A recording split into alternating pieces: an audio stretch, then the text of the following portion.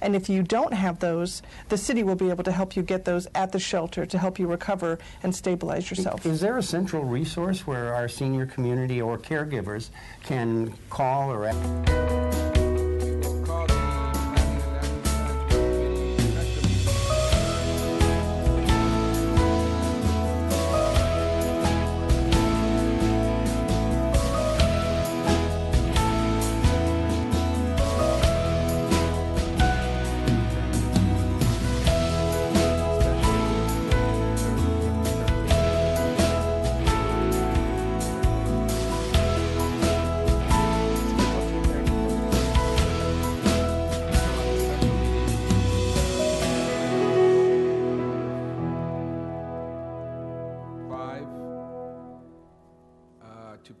approve on consent. Item number 6, we will approve and include the revised Q conditions dated June 8th, submitted by the planning staff without objection. Item number 1 is the report from the Director of Planning. Welcome. Real briefly, today we released the draft of the updated version of the Hollywood Community Plan, and so that will be circulated for public review. We'll be following that up with the draft environmental impact report shortly, and once the environmental impact report is released and circulated, we'll be bringing that to City Planning Commission for the Commission's review, and then we'll be coming to this committee as well as the full City Council. Anyone who's interested in it, we have a website for it, hcpu2.org. It's Hollywood Community Plan Update Part 2, or number 2. So it's hcpu2.org for the update on the Hollywood Community Plan. Thank you. Thank you. So we will now take up items 2. We will receive and file item number 1.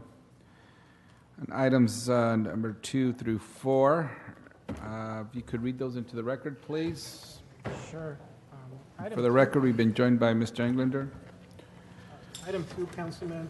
This is a report from the mayor relative to the reappointment of Eleanor Brannon to the Board of Building and Safety Commissioners. Item 3, again, a communication from the mayor relative to the reappointment of Mr. George Hovegianian to the Board of Building and Safety Commissioners. Item 4, a report, communication from the mayor, relative to the reappointment of Ms. Dana Perlman to the Planning Commission, and that's 2 through 4, Councilman. Okay, thank you. The commissioners here, can you please come up and take a seat at the table and reintroduce yourself to the committee and anything you'd like to share about your experience on the commission? We'll start to my left, to your right, something like that. Good afternoon, Councilman. Dana Perlman, Planning Commissioner. It has been a true honor to serve on the commission. I won't act like the cabinet meeting we saw yesterday, and I feel like that's what you're asking for here. No, I'm kidding. It was a love fest, right? The cabinet meeting?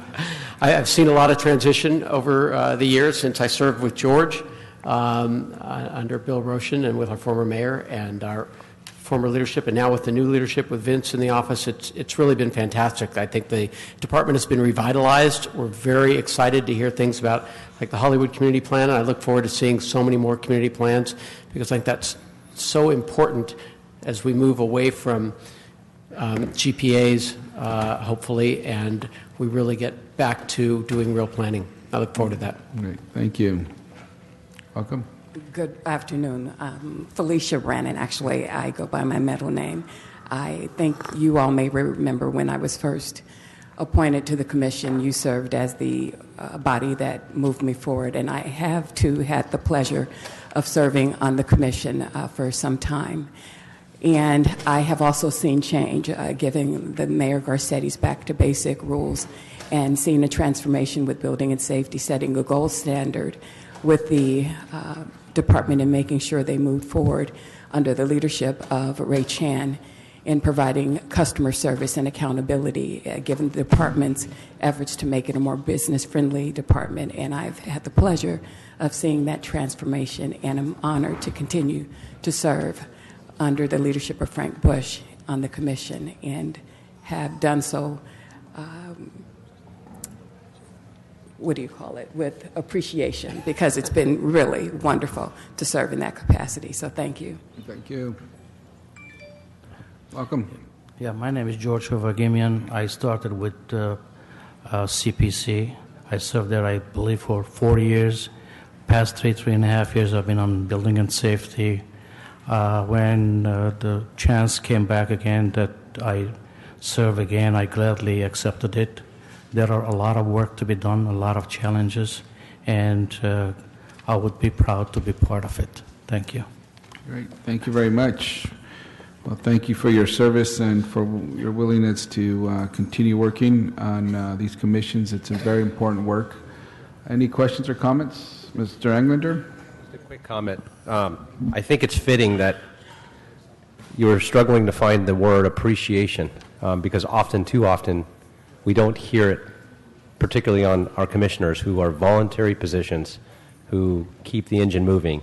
And I appreciate all of your work, to all of you, and your commitment to the City of Los Angeles for stepping up for no pay. In fact, if you turn around, look at the turnout here to support you here today. And I think they're all very appreciative. They've taken the time out of their busy lives to be here to thank you. And I thank you all as well. You guys going to have fun tonight. That's right, yes. So I just wanted to say thank you, and I appreciate your service and dedication to the entire City of Los Angeles. Any other questions or comments? No. Thank you. And Mr. Perlman, you went to both UCLA and USC. Who do you root for? There's only one right answer on that. Be careful. There's no hints there either. I'm not going to tell you. I always just like to put that out there and see what people respond. I can tell you on the Planning Commission, the only one that comes before us is USC. That's right, yeah. So, all right. Thank you very much. So we'll approve these items 2, 3, and 4 and move them forward to the full council. 1 second, I was told we have one public comment card from somebody outside. Can we patch them in? This is actually a good test run for the next agenda item.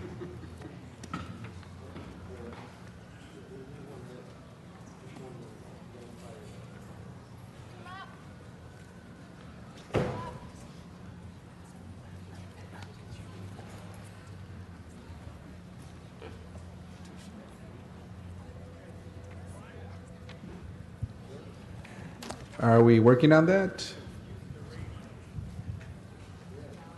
Okay.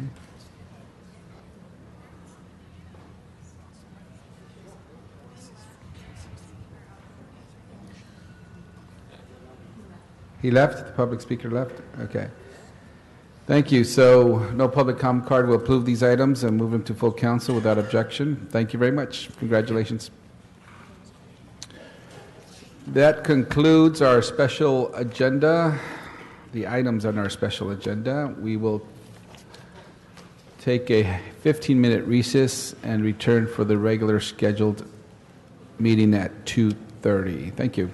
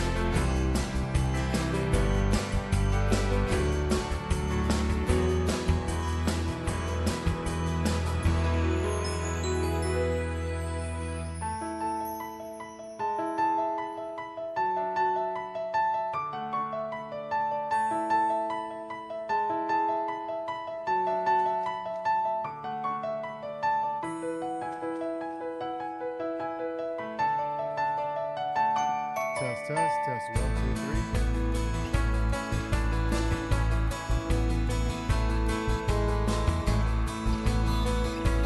Test, 1, 2, 3.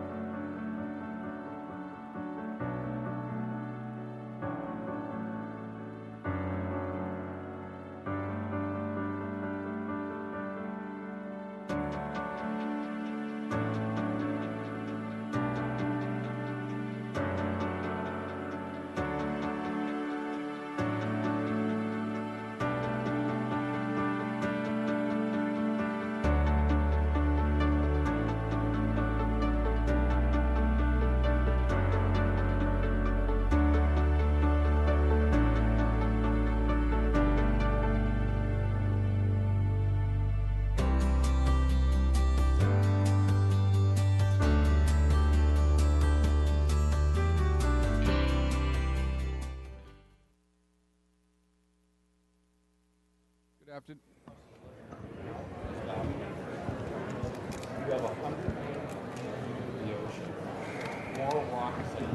Good afternoon.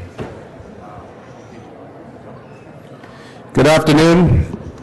We will call the Planning and Land Use Management Committee regular meeting to order. The previous meeting was a special meeting, and I said we were going to recess. The correct term was we were going to adjourn that meeting. So we will now begin the regularly scheduled meeting. I've been joined by Councilmember Harris Dawson, Councilmember Englander, Councilmember Price. And we will begin this meeting with the multiple agenda item comment cards, which we have none, I believe. Or do we have any? We don't have any? Okay. So we will start item 1, 2, 3, 4, and 5. We will continue to, actually, 1, 2, 3, and 4, we will continue to June 20th.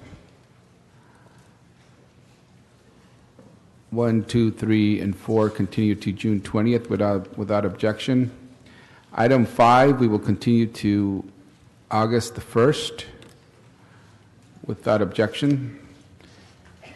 And so for the remainder of the meeting, we have items 6 and 7 and general public comment after those two items. So for items 6 and 7, can you read those into the record, please, Mr. Mejia? Sure. Item 6, Councilman, this is a motion by Council Members Bonin, West, and Weezer.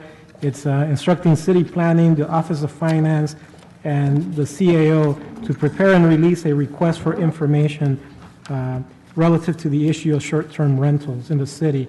And number 7, Councilman, is a draft ordinance submitted by the City Planning Commission, and it's relative to short-term rentals in the city and the regulations therein.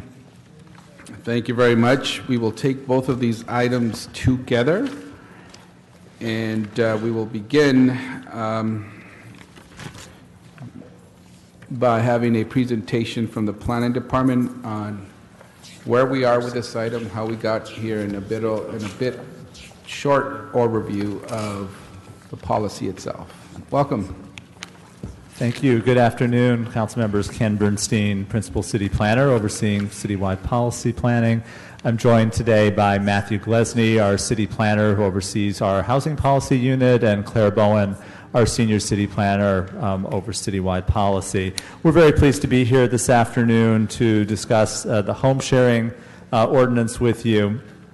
This is obviously an area that is rapidly changing in terms of technology and public policy in the city, with the growing sharing economy in Los Angeles and in cities across the country. Changing technologies really call out for a new and creative approach by local governments. The ordinance that's before you today is meant to address these issues and to put front and center a balanced approach to addressing the main policy concerns with the issue of home sharing. The intent of the ordinance that the Planning Department and with approval of the City Planning Commission have brought to you is to have a balanced approach that on the one hand promotes the sharing economy, promotes the benefits of this economic activity, the benefits of this economy to the city as a whole, as well as to individual hosts, as well as the many intangible benefits, the cultural benefits of being able to host visitors to our city in this new creative manner. But at the same time, to have a strong policy that addresses the potential negative impacts of such activity, particularly those that might have a negative impact on our affordable housing stock in the city, our housing supply, our rent-stabilized units throughout the city, to address any potential impact on our ever-worsening affordable housing crisis, as well as our potential impacts on neighborhoods and potential nuisance activities in neighborhoods throughout the city. So that's the policy framework, the policy background for the approach the department has taken. And let me have Mr. Glesney now walk you through some of the central provisions of the proposed ordinance. Thank you. Thank you, Ken. Good afternoon, council members. My name is Matt Glesney. I'm leading up our housing policy unit. I'll walk through the ordinance as well as a little bit how we got here. So just as background, to Today, short-term rentals, which is defined as renting out your residence for less than 30 days at a time, is generally not permitted in most of the city. In most of our lower density zones, you can get a conditional use permit to approve short-term use in some of our higher density zones, but it's generally prohibited or requires a conditional use permit. That has not, of course, stopped the ever-growing popularity of short-term rentals. We've seen this continue to expand. We just looked at the numbers. It's about a 43% increase in activity just from a year ago. So this is something that all cities across the country are dealing with, and our ordinance basically legalizes a form of short-term rental that we've called home sharing, which is really centered on sharing your own residence, the place where you live. And again, this is an approach that most cities appear to be taking. How we arrived at this place is through a lot of outreach. We had 3 large community meetings in different areas of the city before we even got started, taking the temperature of the stakeholders, doing an online survey, probably the most popular we've ever done in the planning department, getting more than 1,000 responses, many meetings with stakeholder groups, homeowners organizations, neighbor councils, groups you'll hear from today, as well as looking at best practices of other cities, learning what's worked, what's not worked. This is a very new evolving area of land use regulation. Our objectives, based on what we heard consistently, is probably threefold. One, to protect our housing stock, knowing we are in a critical state here with our affordable housing crisis in Los Angeles, and it's sort of typified by very, very low vacancy rate. So any additional units being removed from the market is of dear concern. Probably the second policy objective is to preserve the residential character of our neighborhoods. Short-term use is sort of always, in most cities across the country, been something that's been considered a little different and needs special attention and should be treated carefully to protect kind of the neighborliness, the residential look and feel of a residential neighborhood. And third, we're aiming to reduce the nuisances and some of the negative impacts that we've heard that can occur through some more unscrupulous activities. So to do that, we came up with a way to regulate and legalize but regulate this form of home sharing. There's a few sort of basic rules that I'd like to go through. The first and really the core of the ordinance is the primary residence requirement. We think that really gets us a long way to meeting our objectives, to preserving the housing stock and reducing some of the worst instances of nuisances. We think if you are actually living there and you can be responsive to your neighbors, that does a lot. So the primary residence is core to the ordinance. Second of all is the cap. We're at 180-day per year cap right now with the ordinance. We believe that is important to just lessen the impacts to something that's not full-time. We want to keep this as an accessory use to dwelling units. We want to make sure that they retain residential more than half the year. And part of that is because we are not able to easily differentiate between hosted stays when someone's there with them versus unhosted where there's nobody there. The ordinance allows for you to go on vacation and rent out your building, and so the cap helps that. It also helps reduce the financial inducement to forego long-term renters and move to the short-term rental space. Obviously, the more days you're able to do this activity, the more financial inducement there may be to switch. Third is a strong policy on preserving our RSO, our rent-controlled, rent-stabilized housing stock, just knowing how critically important that is to the city of Los Angeles. There's a complete ban on this activity in rent-controlled RSO units at this time. We've also, very important, is a ban on advertising or listing these structures without a registration number. We think this is something that's been very successful in other cities as a way to monitor who's legal, who's not. Every listing would have a registration number issued by the city. No commercial uses would be allowed while you're doing the home sharing, and one set of guests at a time, so there's not multiple guests coming and going, more like a boarding house. The ordinance has some responsibilities for hosts and hosting platforms that I'll also like to run through. The host would be responsible for registering and paying the TOT, the transient occupancy tax. Prior to registration, they would be taking responsibility for any nuisance behavior that's created on their watch. They'd ensure that basic health and safety features are provided, fire extinguishers, carbon monoxide, et cetera, and would be responsible for obeying their lease and HOA requirements. Any legalization here does not give them permission to trump their landlord or their lease or their HOA says. In terms of the platforms, I think there's an increasing recognition that platforms really need to be part of the solution here and help cities enforce what is a very sort of non-transparent activity at times. And we've seen this work successfully in other cities, and it's increasingly being looked at by other cities. We'd like platforms to help us prevent and cancel and remove non-permitted listings, as well as assist in contacting hosts when we're unable to locate them, and providing the city with monthly data on activity so we can track the 180 days and other things. Finally, I'll just talk about enforcement. It's a very important topic.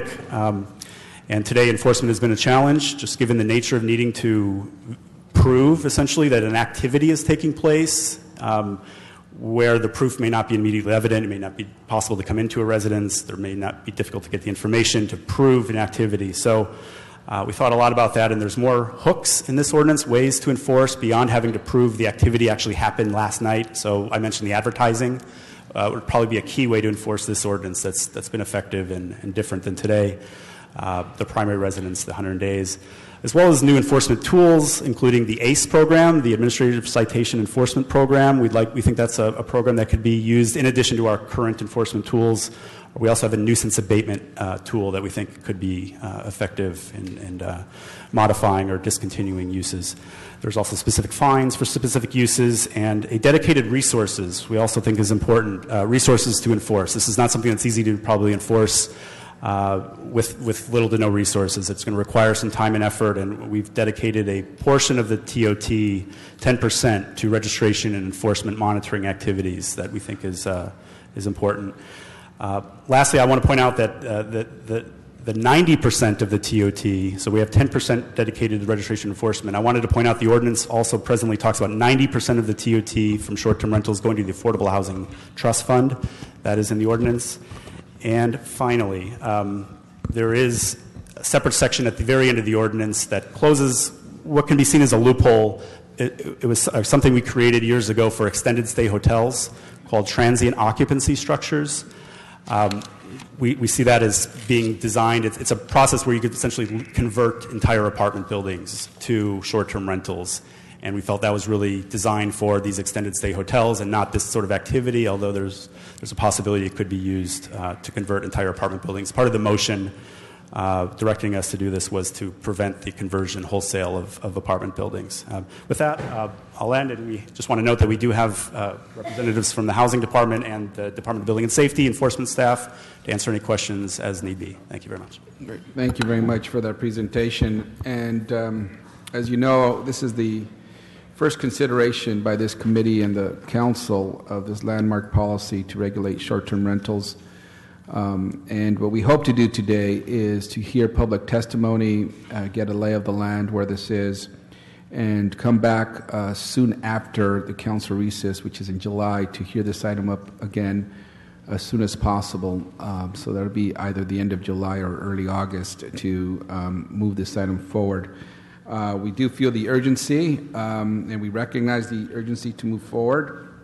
But we do have some questions regarding the proposed regulations, and I think it would be fitting for us today to get that public testimony for us to come up with a policy that makes sense. With that, our policy goals of this committee are what the Planning Department stated, which is to protect our housing supply, protect quality of life for our neighborhoods, and to have a fiscally responsive ordinance. What we see as some outstanding issues that we still need to grapple with are what is an appropriate cap, how valuable are current restrictions on RSO and primary residence, how valuable are current regulations with respect to protecting local neighborhoods, and how are we going to enforce the ordinance? Is what's in there sufficient or not to have enforcement? So with that, I'll open it up to my colleagues if they wish to speak now or take public testimony, and open it up for questions. We'll have an opportunity to ask questions and comments after public testimony, but if anybody wishes to make something now, nope? Okay. And for the record, we've been joined by Councilmember Cedillo. He is in attendance as well. So with that, what we're going to do, given the overwhelming number of people who have come today, I want to make an announcement that how we're going to handle public comment for today. First, there are 2 areas for public comment. The first is here in council chambers, which is at capacity at this time. The second is an overflow area located on the south lawn of City Hall. Because we anticipate many speakers, we are not doing comment cards as we usually do. Instead of doing public comment cards, we are doing the following. One, for those of you who would like to speak and are here in council chambers, please make sure you get in the speaker line, which we will tell you where that speaker line is shortly. You will have the opportunity to speak for 1 minute. For those of you who would like to speak and are in the overflow area on the south lawn, please get in line as well. You will be told soon where that line begins. All speakers will be given 1 minute to speak. I will alternate between those in chambers and those in the overflow area. We will do 30 speakers in chambers, then 30 speakers from outside, and then 30 speakers to alternate for a total of 2 hours. We have Spanish translation services available inside chambers. Please see the clerk if you require assistance. So with that, let me turn it over to our clerk here, which will explain where you can line up here, and I assume they'll be doing that outside as well.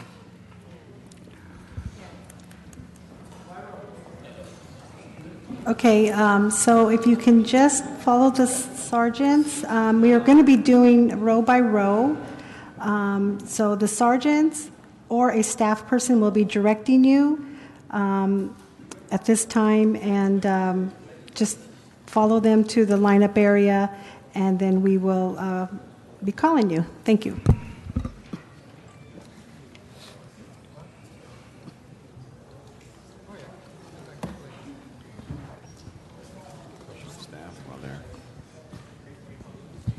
Question for staff? Yes. Quick question for staff while folks are lining up. Just a logistical matter. When did you all start looking at this issue? How long have you been studying it? And sort of how many hours would you imagine you've put in on this matter? Thank you, Councilman. I believe the original motion from Councilmember Wesson and Bonin was in mid-2015, and the department began with a series of listening sessions around the city that, as Mr. Glesney indicated, were extremely well attended, about as well attended as the meeting we have today. Several hundred participants and hours of testimony at each of those meetings, plus an additional more than 1,000 online responses that gave us the basis to craft the initial ordinance. We had a public hearing at the Deaton Auditorium as well prior to the City Planning Commission public hearing. Again, I think over 600 people came to participate and speak at that hearing. This has been, I don't know that I can quantify the number of hours, but certainly dozens or hundreds of hours of staff time and public engagement and listening on this issue to craft the proposal that's before you today. Thank you. Thank you very much. So we will begin the 30-minute speaking time inside and then go outside for another 30 minutes, then come back inside for 30 minutes and outside for 30 minutes. That's and each speaker has 1 minute. When your timing begins, you would hear a buzzer sign noise at the end when the time is up. Thank you. Welcome. And if you could please state your name before My you name is begin. Vanessa Johnson. I've come before this committee before many months ago, and I wanted to let you know that Councilman Dorson and Councilman Cedillo said to me at the time, Ms. Johnson, we're not writing this ordinance to hurt you. Well, it indeed hurts me completely. This ordinance doesn't allow me to host it all because I live in my detached garage. I cannot rent out my entire house, so it allows me not to host it all. This takes away my income and my earning. Without this, I can't even stay in my house. This house was left to me to my family, and I use it to support myself in hosting Airbnb. Taking away this, take away my income. Please. Thank you. Thank you.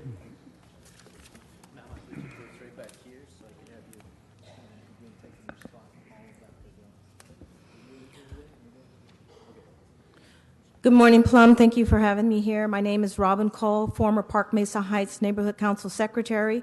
I'm the voice of hospitality for West Angeles Church, and I'm a caregiver for our 85-year-old mother, and I am an Airbnb host in District 8. Airbnb has afforded me a flexible lifestyle for self, family, church, and community, and to reduce my work days is the same as being laid off as though I'm an employee. The rich, once again, are stepping on the backs of hardworking middle class and have caused this hearing due to unfair treatment of renters and greed, which we oppose. True Airbnb hosts bring money to our city. We're city ambassadors who fulfill a need for those who might have never visited our city. And we have made this home to make our homes available to them. Therefore, I pray that you do not reduce my income by shortening our days, and that you not categorize me as an agent for out-of-control partygoers, that we do not be accused of depleting the affordable housing simply by opening our home. And I just think it would be a shame. Thank you. Hi, my name is Linda Mitchell, and I have owned a home in South Los Angeles for 13 years. I lost my job and faced foreclosure during the recession. Since March, I've hosted on Airbnb and have hosted people from over 15 countries who say it's been their best experience ever. My guests and Airbnb travelers generally cannot afford to stay in hotels and otherwise would not travel to Los Angeles. Thus, we are not impacting the hotel industry. A Forbes report since 2016 that California hotels have had record profits for the last 2 years. Tourist money is finally coming into South Central Los Angeles. With all due respect, please do not make hasty restrictions that will adversely affect thousands of constituents and divert millions of dollars out of South Central Los Angeles' community, but rather take time to decide how to work with Airbnb to make changes on the platform. Please do not compare us with hotels. For that matter, I have not seen a hotel that only has 2 rooms. Thank you. I'm Leslie, a host at my home in Pacific Palisades. I'm also a mom-and-pop apartment owner. I've owned 8 units in a beautiful 1920s vintage, expensive-to-maintain buildings in West Adams since the 1980s. My son lives in one, while the rest are rented only to long-term tenants. I use the income from my home Airbnb to keep my rent-controlled apartments in tip-top shape. Therefore, I'm opposed to any cap. The vast majority of us apartment owners are not interested in converting our rentals to Airbnb. I'm a member of AGLA, which has totally come out against such conversions. There are approximately 1.5 million residential units in the city of LA. If home sharing accounts for less than 1% of those, many are guest houses that would never be offered on the rental market. In TOT alone, we've brought in close to $30 million since last August, not to mention the money our guests have contributed to the local economy. Hopefully, our TOT will be used to alleviate homelessness, which, despite the opposition's exaggerated claims, is a win-win for everyone. Thank you. G'day, my name is Michael Tay. The regulations as drafted limiting home sharing to 180 days would end up denying my ability to have the American dream and to own a place. I'm an actor, like a lot of the community in Los Angeles. I have inconsistent income. Thanks to a credit union, I was able to get a big mortgage and get a duplex in a nice part of Los Angeles. One is rented out under market, rent controlled, and the other one I want to live in and share on Airbnb, depending on how my work schedule and income level is. Right now, even if I rented both apartments out and lived with a friend for free, it would not cover the mortgage or the $14,400 property tax I pay a year. So I need the flexibility to keep my home and to have a rent-controlled apartment in Los Angeles. And for the hotel workers here, I pay my maid $35 an hour. Thank you. Good afternoon. My name is James Yates, and this is my wife, India, my wife of 57 years. We have an Airbnb, and we do support the idea of having regulations, but not restrictions. The reason why, we're able to provide scholarships for students with our added income from Airbnb. So far, we've spent over $57,000 for students. We also pay a tax of $8,000 this past year for that hotel tax. In addition, we maintain consistent rental properties for our rental where we have long-term people in there. We do not raise our rents every year like is the position of most renters in Los Angeles. And more importantly, we provide jobs for homeless at over $20 an hour. So please don't limit our ability to continue. Thank you. Good afternoon. My name is Noreen McClendon. I'm the Executive Director of Concerned Citizens of South Central Los Angeles. I'm also a board member of the Central Avenue Business Improvement District. And my interest in this is that South Central Los Angeles not be regulated out of the home sharing industry. In addition to that, particularly because guests contribute to the local economy. And we need business in our community, and we need people to be able to share their homes. You've heard stories already about the importance of people being able to supplement their income, and we don't want that restricted. And I just ask that you take into consideration the stories that you've heard. They're real. The hotel industry has had less than a 2% vacancy rate for some time. I also used to manage Little League football for 15 years, and I can't imagine taking 33 young football players to a hotel. We tried it before. It was a nightmare. So we need these kinds of opportunities in our area, and where we are in South Central, with all of the things being built, all of the major projects going on, we need to have our residents be able to take advantage of it. Thank you. Thank you. Good afternoon, Chair and members. Lauren Kimsey on behalf of the Internet Association, which is a national nonprofit trade association that represents the world's largest Internet companies. IA is respectfully opposed to the proposal before you for two reasons. First, IA argues that establishing a broad and recurring data share mandate sets a concerning precedent that undermines a core tenet of online privacy. Also, should the proposal go forward as is, we're concerned that it will be used to gather additional private information on our users. Our second concern is that holding Internet companies liable for user-generated content violates standing federal law. Specifically Section 230 of the Communications and Decency Act of 1996. I've sent some letters to you guys, and I dropped off some information to the clerk I'm happy to discuss, and I look forward to working with the committee. Thank you. Thank you. Good afternoon, council members. I'm Ed Coleman, and I share a room in my home of 35 years in Venice as a short-term rental.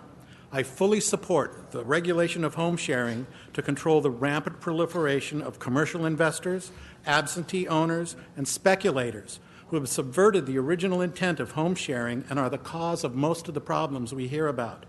The provisions in the proposed ordinance that restrict home sharing to one's principal residence and eliminate multiple listings effectively address these issues. However, I vehemently oppose any limitation on the number of days a property owner can share his home. Any unnecessary cap does not make the ordinance more enforceable, as my council member Mike Bonin recently said. It only imposes severe economic hardship on thousands of individual hosts such as myself and the people here before you, who use the income from their guest rooms to pay their mortgages, send their kids to college, or supplement retirement income. I urge you to eliminate any limitation on the number of days a resident can share their home. Thank you. Thank you. Good afternoon, council members. John Choi, Policy Manager for Airbnb here in Los Angeles. What you'll hear is that home sharing is a real economic engine for LA.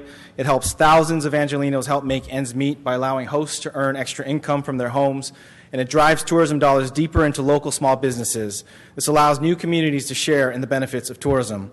And as of the end of May, Airbnb has collected more than $30 million in new tax revenue for the city. We support reasonable regulations that continue to give Angelenos the ability to share the homes they live in, and the city the tools it needs to remove unwanted commercial activity. We support allowing responsible hosts to share their primary residences and secondary housing units and vacation rentals as long as they are good neighbors and play by the rules. And we are committed to protecting affordable housing here in Los Angeles. We do not support landlords removing rent control housing off the rental market and converting them into full-time Airbnb rentals. However, in a city with stagnating wages and high living costs, we also need to make sure to find a way that these very same renters are able to earn a little bit of extra income. Thank you. Thank you. Good afternoon, council members. My name is Anthony Rollins, and I'm here on behalf of TechNet, a national network that promotes the growth of the innovation economy. We represent more than 2.5 million employees in the tech industry and are here to ask for your support of the innovation industry and its contributions to the economic growth in Los Angeles. A critical component to this is the sharing economy. Too often we see well-intentioned regulations stifle innovation. As the city begins to consider changes to the short-term rental rules, we hope the council will take into consideration the consequences both for families who share their homes to make ends meet and for companies that do business in Los Angeles. Home sharing has provided LA families with an additional income to make ends meet and help them stay in their homes as the cost of living in the city rises. In addition, last year, more than 1 million visitors stayed at Airbnb listings across the city and generated over $1 billion in economic activity. Thank you. Thank you. Hello, my name is Stephen Schwarting. I'm a super host, and I was laid off from the film industry, as was my girlfriend, because of Canadian subsidies and whatnot. And I'm using this as an income property, guest in my house. And I feel like, as an Angelino, I was born in the city, not just the county. I'm a great ambassador for our city, and I would put, frankly, my guest book and my reviews up against everybody in a red shirt here who got bussed in from the hotel industry. That we're not a competition unless they're gouging. I've gone to hotels in Vegas when there's an event, NAB, for instance, which is I attend regularly, and the hotel rates jump up for that date, for that whole week. And I imagine that's what they're really after when they're hammering down on this. And I rise in opposition for this, and would appreciate the council, because I've lost faith in my city government, and I want to get that back because I love my city. And thank you.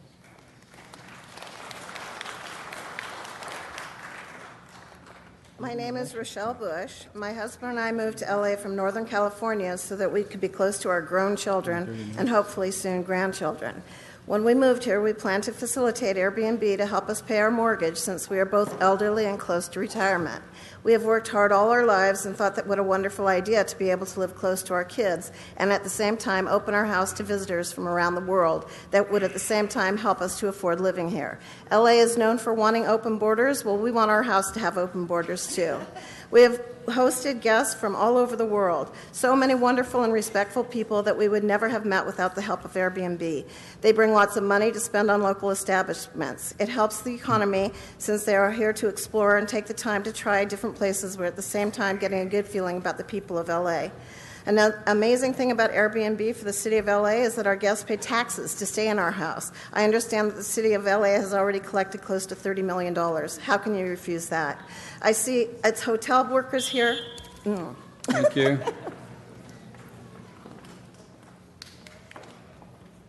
My name is Lauren Delgado. Good afternoon, council members. I'm here today on behalf of the California Affordable Housing Development Association. We're a nonprofit organization that provides a voice and a forum for affordable housing developers in California.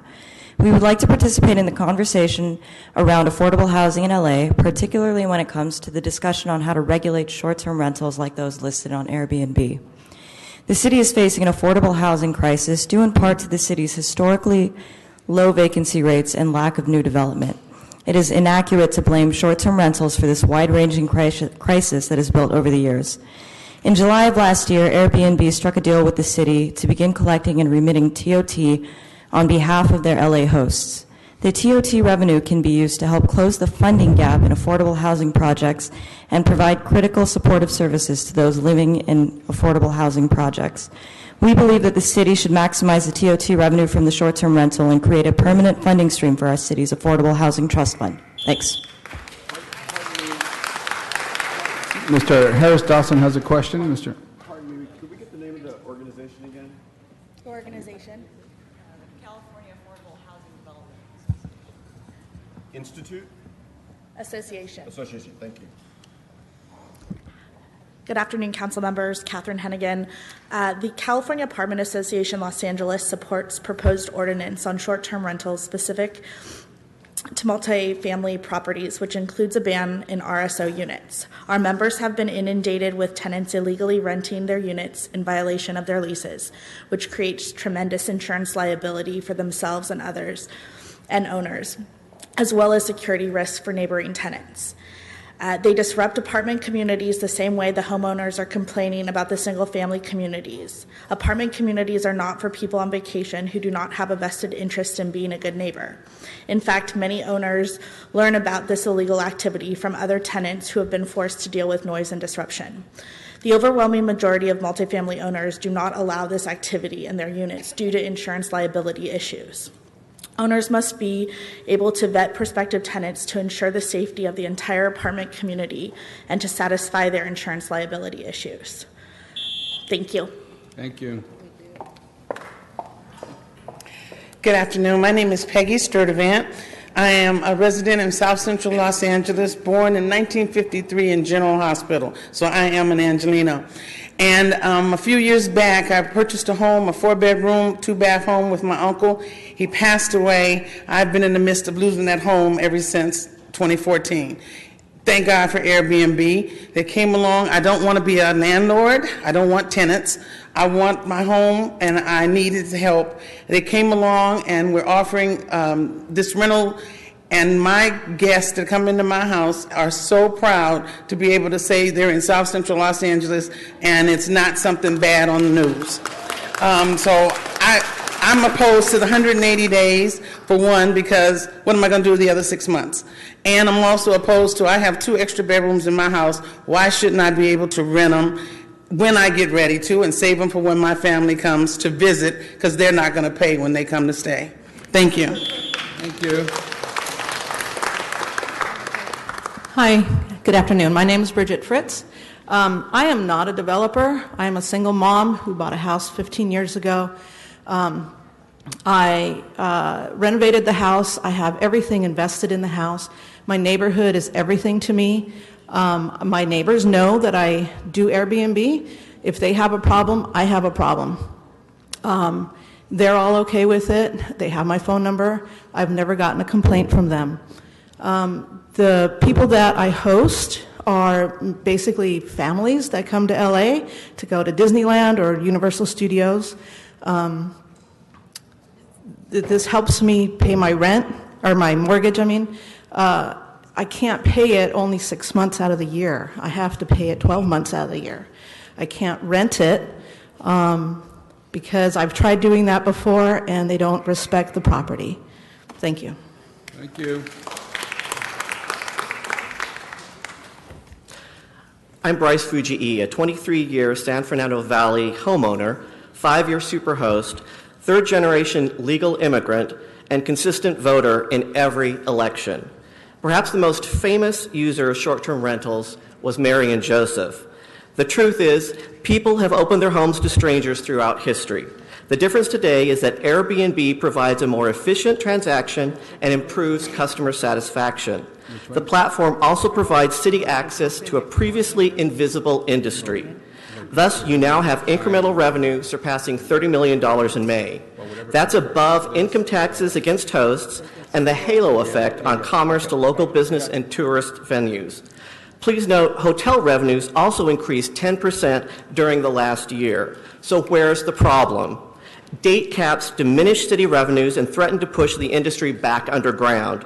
Don't drive elder Angelinos out of their homes onto welfare. Eliminate date caps and the stifling regulations of SDRs. Thank you. Hello, my name is Sylvia Rath. I'm a local in Venice since 1977. I live in a 1927 house that my mother had before me. I'm a preschool teacher, and my retired husband hosts a back guest house conversion. Our main house is only 900 square feet. We do not have a permanent rental back there because our son is a cancer survivor, and we want to keep that unit in case he needs to come back home. please don't prevent us from doing this, and help us age in our place. Venice is a fast-changing place. Big buildings are being built all around us. We want to keep our small place small and be able to still afford to live in our community, in which I grew up. Thank you. Thank you. Good afternoon. My name is Ali Lexa. Thank you for letting me speak. My story is much like many of the people here. I'm a musician. I work very, very hard to buy my house in the South Robertson district. As a musician, my income is very irregular. Airbnb has allowed me to keep my house, and I just want to speak against the two restrictions. 180 days cap and the multiple rooms would make it unfeasible for me to continue to stay in my house. So I would just ask that you would reconsider those restrictions, and also think about the win-win situation. When I'm going through Airbnb, I'm paying property tax, and you're getting income tax from me in this situation. If this restriction comes through, I will have to go under the table, or people, I won't say I will, but people will have to go under the table, and you won't be collecting any income tax revenue on this as well. Thank you for listening. Hi, my name is Joe Handy. I'm a native Californian, now living in Venice Beach for the last 28 years. We've been renting our second house on our property for 9 years, paying taxes from the beginning, which amounted to, in the first 6 years, was $25,000. A large percentage of our guests are actually the friends and relatives of our neighbors, because where we live, the housing's small, and there's not enough place for everybody to stay with us when they come out. So here we have a house that's furnished and nearby, and it actually is kind of a service to our neighborhood as well. Short-term rentals have been good for myself and my partner. Now that we're entering our retirement years, we have something that we can do, that we can physically do. No one's hiring 69-year-old people anymore, so I actually created this job for myself, and I feel I can survive through retirement because of it. I hope that you will not put any more restrictions. We're happy to have regulations so that we don't provide too much noise, et cetera, but we would like to be able to continue doing this. Thank you. Good afternoon. My name is Emily Flaster, and I'm an activist with the Jewish community here in Los Angeles, and I'm here with Rabbi Israel Baruch, who's also representing the Jewish community. And we're here to say that we are opposed to the suggested ordinance. We, in fact, believe that there should be greater restrictions on the number of days for home sharing, mainly because it puts the rental market at risk. It creates barriers for families and elderly that rely on fair housing. I also want to present letters for people that couldn't be here today, representing the California Black Chamber of Commerce and the Southern California Hispanic Chamber of Commerce, who are opposed to this and hope that there will be greater restrictions on the number of days for home sharing. Hi, my name is Rabbi Israel Baruch, and first off, I'd like to submit this letter. And second off, I think we need to have more restrictions in place, and I'm definitely opposed to this. Thank you.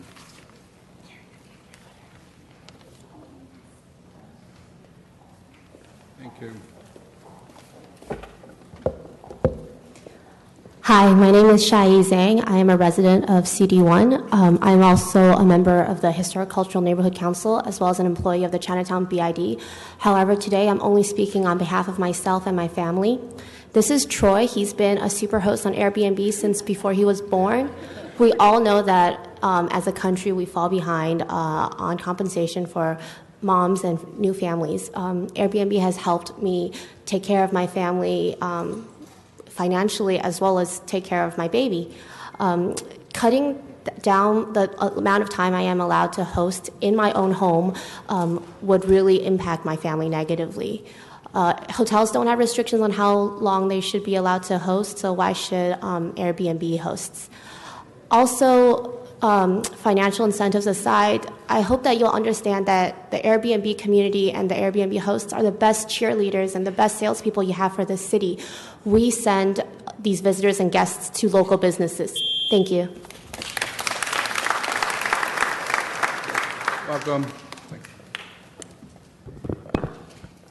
Good afternoon, Honorable Chairman and members of the committee. Marina Martos with Kilroy Realty Corporation.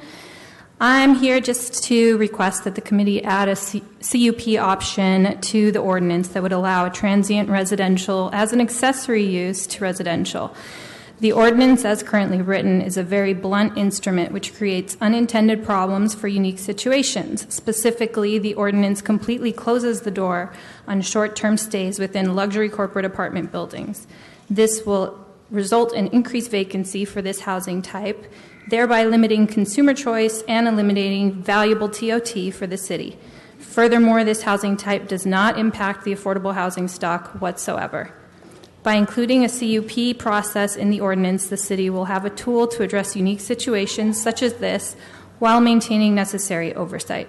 I respectfully request that the committee direct the planning department to study the feasibility of adding this CUP option to allow short-term stays.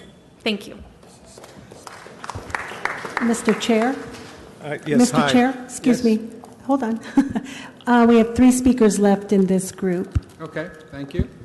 After the 3 speakers, we will then go outside to hear 30 minutes of testimony for people who are outside, and we'll come back and resume where we left off. Thank you. Welcome. Okay, this as quickly as possible. I have a 4-unit building that I have 3 tenants there, and they're all paying half of what the market rate would be. I also Airbnb my unit, and I have actually it's stopping me from. I'm in a pre-foreclosure now, and it just happens. It's very timely and topical. Just yesterday, I got an Airbnb guest there that's going to help me to to stop my foreclosure. So after I leave here, I have to go to the bank, get a cashier's check, then I have to overnight it to my mortgage company so that will stop. And if it was not for Airbnb, I would be in a foreclosure. And as far as the nuisance, as far as the different people, I've had everyone from college professors to lawyers to entrepreneurs, different people who stayed there, and no one's ever complained. And if they do, I'm there to police. That's what I do. I police the building myself. That's what I'm there for. And we have, law enforcement in case anything gets out of hand. But that's not going to happen. And as far as the USC and the UCLA guys, I've taken many graduate classes at UCLA, and I have family members who played for USC and won 2 championships. So thank you. Yep, go Trojans. Thank you. Hello, my name is Bill Weeks. I'm an educator. I live in the wonderful community of San Pedro with Mr. Busquiani represents. It was the moneylenders that started this housing crisis, and we bailed them out with my middle class taxes. They're now dismantling the Dodd-Frank Act as we speak. I've heard studies say that Airbnb short-term units would be used for long-term. That's not true. Our rooms were never used for that and never will be. This is why. This is my granddaughter. She left this morning. I was able to block out a room for her and my daughter and the rest of the family, and I can do that only with short-term rentals, not with long-term. Also, we bought our house. It was the first time we've ever been able to afford a house. I'll be 69 in September. I will lose my house if you do the 180-day restriction, or if I'm not allowed to do 2 rooms. Thank you. Was that our final speaker, or is this our final speaker? This is our final speaker. Okay, thank you. This is our final speaker for now. Thank you. Hi, my name is Chai. Last name is Koo. I'm from Hollywood. I'm a computer consultant, which is I work based on a contract basis. So when I'm not working, I use Airbnb to help me pay for my mortgage when I'm not able to find a contract jobs. Most of my guests have pets, and they won't be able to find hotel stay along with their pets. So they find hosts like myself for them to stay while they are vacationing with their pets. Thank you very much. Okay, so now we will go over to the South Lawn, and please be patient. I believe this is the first time we've tried this in council, so we'll see how it works. So I'll shoot it over to you, Donahue, outside. This is the first speaker of the overflow area. Thank you. Vicki Comer, Beechwood Canyon. Earlier this year, KTLA News did a story about 4,000 new apartments in LA, with 6,000 more coming on the market soon, many with free parking, 3 months' rent, and according to KTLA, no shortage of housing. Leases are available. Home sharing does not impact that market. Limiting home sharing to first 90, then 120, then 180 days is arbitrary, perhaps to appease the hotel lobby, and short-sighted, losing thousands of tax dollars monthly for the city's coffers. However, if you, as the City Council, truly wish to have affordable housing in Los Angeles, stop giving permits for luxury apartment buildings and condos to be built. Hotels are still being built due to need. Don't penalize these homeowners and appease big developers, contractors, and the hotel industry. We pay taxes too, including the 14% hotel tax.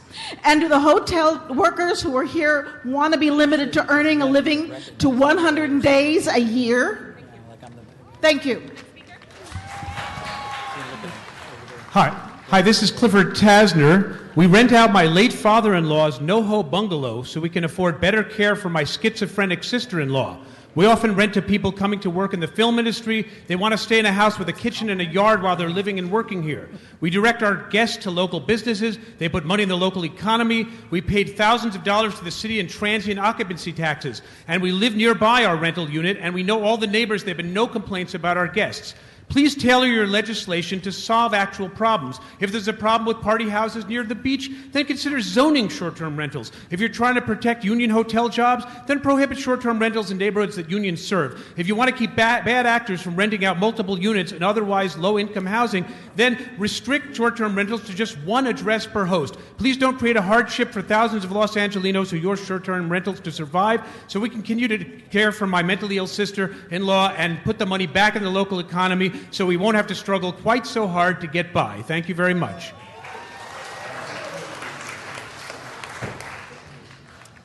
Hello, my name is Jeanette Oki.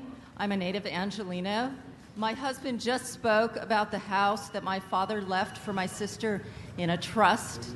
This provides income for her care. She has a mental illness, and she cannot live in this single-family residence alone. Housing available to the disabled mentally ill is scarce. Residential care facilities that do so are under state jurisdiction, and the rental rates are not under Los Angeles rent control. Many of these facilities are substandard, and the good ones are very expensive. The income from this property has been a game changer for the care of my sibling. Putting the house on the long-term housing market, the long-term rental housing market will not cover the costs of operating this house and covering the support my sister needs in the facility in which she lives. The current interested parties in buying this house are investors. Selling to them would not result in affordable housing for the community. Please allow a single-family residents to participate in short-term renting. Thank you. Thank you, council members. Michelle Kaufman, Woodland Hills. I've been a foreign exchange student provider for 26 years. I love being an ambassador for my family, neighborhood, city, state, country. Airbnb allows me to further my passion by providing care for visitors coming for new jobs, who want to cook, who are looking for permanent housing with their pets with them. My house is inspected regularly by guests. My property needs to be manicured. Parking needs to be available. These are benefits to my neighbors, too. The guests review me, and I review them. Thank you.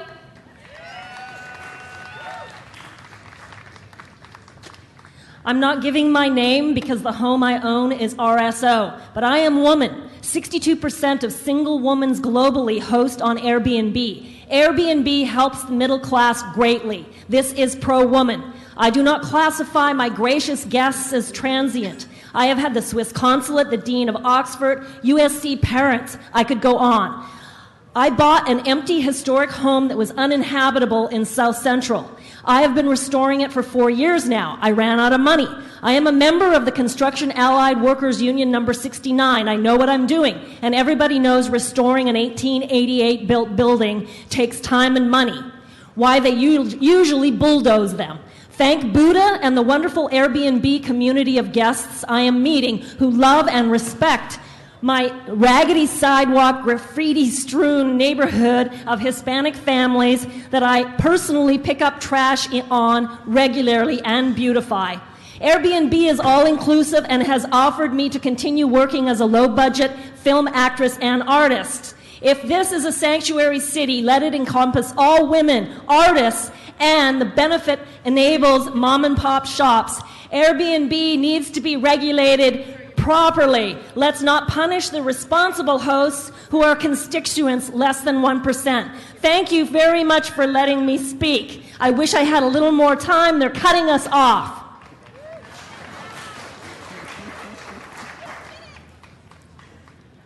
Chairman, committee members, my name is Jane Taguchi, a native Angelino.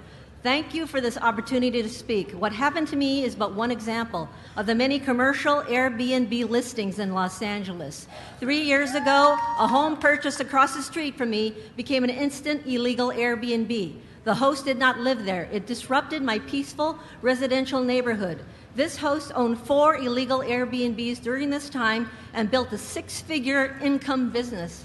This happened without any enforcement. A 60-day limit should reduce the monetary incentive.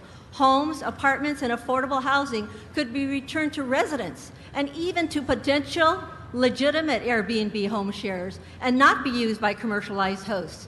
After all, we do have a housing shortage. I'm very happy to expect full cooperation from Airbnb as noted in the ordinance. And finally, a much lower cap of 60 days will still allow true home sharers to make extra money, but without the incentive for commercial hosts to take over entire homes and apartments. Thank you.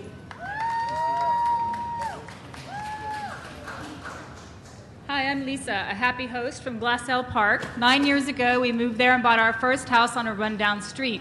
We moved in, gave birth. My son is now 9, and my adopted daughter 5. 2 years ago, we renovated our guest house, and we've been hosting for a year, 12 different countries, people that get to know this little pocket of Northeast LA that would never happen if not for this. A year ago, though, my son started having problems with sensory processing disorder. It was very scary, and I had to pull him from public school. He's now attending a school that's very expensive, and I used the income to pay for it, which I could otherwise not help him. Please do not limit the number of days and do not discount guest houses and put strict regulations. Checks and balances are already in place with great platforms like Airbnb that protect both hosts and guests. I live in LA because I love it and it's progressive. Are we progressive or not? Let's keep it that way. Thank you guys.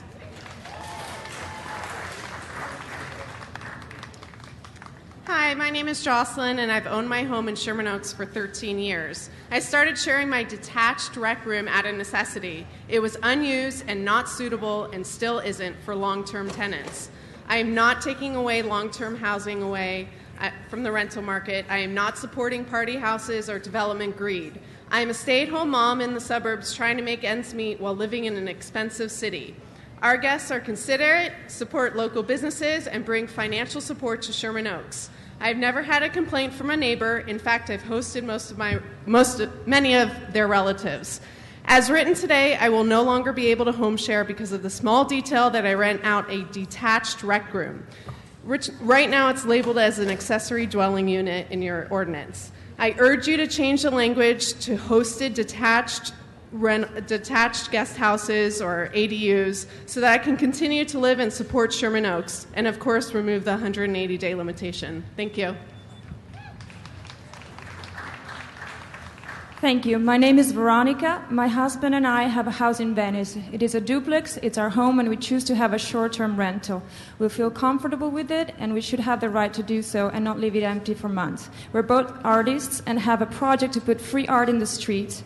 We contribute to the community, and Airbnb has allowed us to continue it and afford an art studio, keeping the art alive in Venice. Being a spacious home, it also allows us to host big families. Many of them can afford to come see their children. Many come to see their children in college, and they're beautiful people. And through our guests, we bring a flow of money to the community, all the local businesses.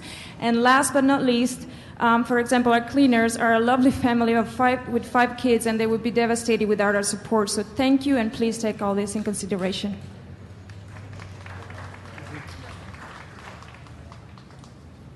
Hi, this is Janine Wiest from Sherman Oaks. I'm a nonfiction book author and Airbnb host. As the ordinance stands now, my guest house is deemed an accessory dwelling unit and not allowed for home sharing, which would force me to sell my home of 23 years, and I don't think that that is the intended consequence of your ordinance. I ask the committee to please regulate, mindful of people like me who have rented permitted rec rooms attached to the garage but not to the physical house. This space would never be considered rental market housing.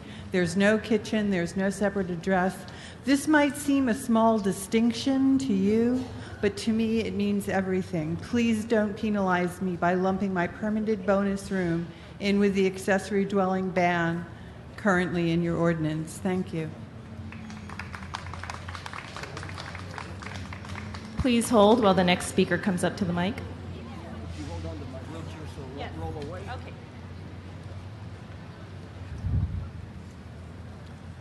My name is TJ Roberts, and I'm speaking about short-term limit caps on apartment building owners.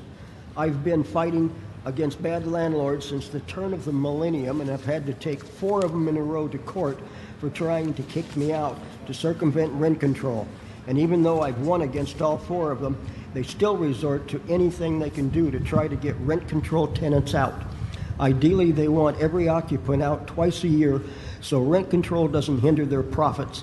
That's the main reason that they let their buildings go into disrepair to coerce tenants to move out on their own.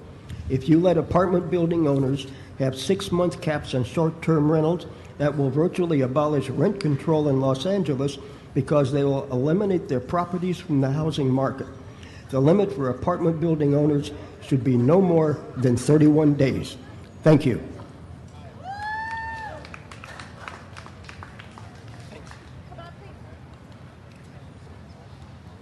Please hold while the next speaker comes up to the mic. My name's Colleen Sorrow. I'm on the VNC board and the chairman of the Oceanfront Walk Committee, but I'm not speaking for them. I'm speaking as a Venice resident. Please lower the days for the short-term rentals. I was so proud up until about 6 months ago that my husband and I were in one of the last buildings on Oceanfront Walk that hadn't caved to short-term rentals. Plus, our building's an RSO. We live in beach house apartments, and we have Airbnb in at least 2 of the tower and 2 of the efficiencies on the Speedway side. I have heard issues and complaints about the tower, people trying to get in, open the doors, obviously the loud party behaviors. These people have no idea that they're not in a hotel. Some of us in this specific building have been there for 35 years. We're responsible tenants, and it's not fair. So who's standing up for us? Who's enforcing the law? Make the landlords live on the property if you're going to do the Airbnb. Enforce the law. That protects everybody. How would you like your parents or your grandparents to be living in these conditions? Because these are the ages of the people in my building who are being affected. Thank you.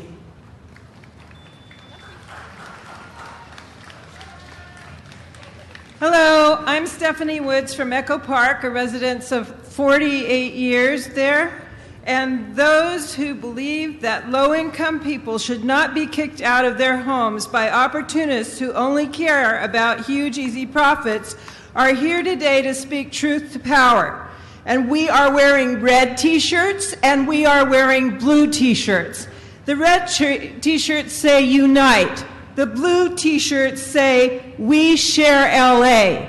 This is a false schism between us. We are all united in the idea that low-income people are the everyday people. They are us, and they are all of us. The ordinance needs to be written to support all the people that you've heard today and address those issues directly.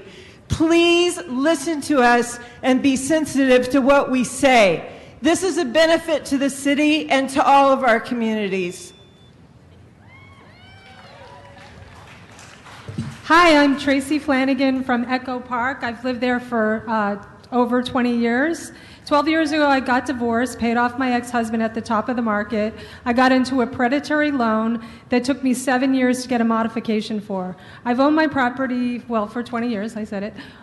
With a young daughter to take care of, I eventually turned to Airbnb as a supplement. This changed our lives. I'm able to spend more time with my daughter now.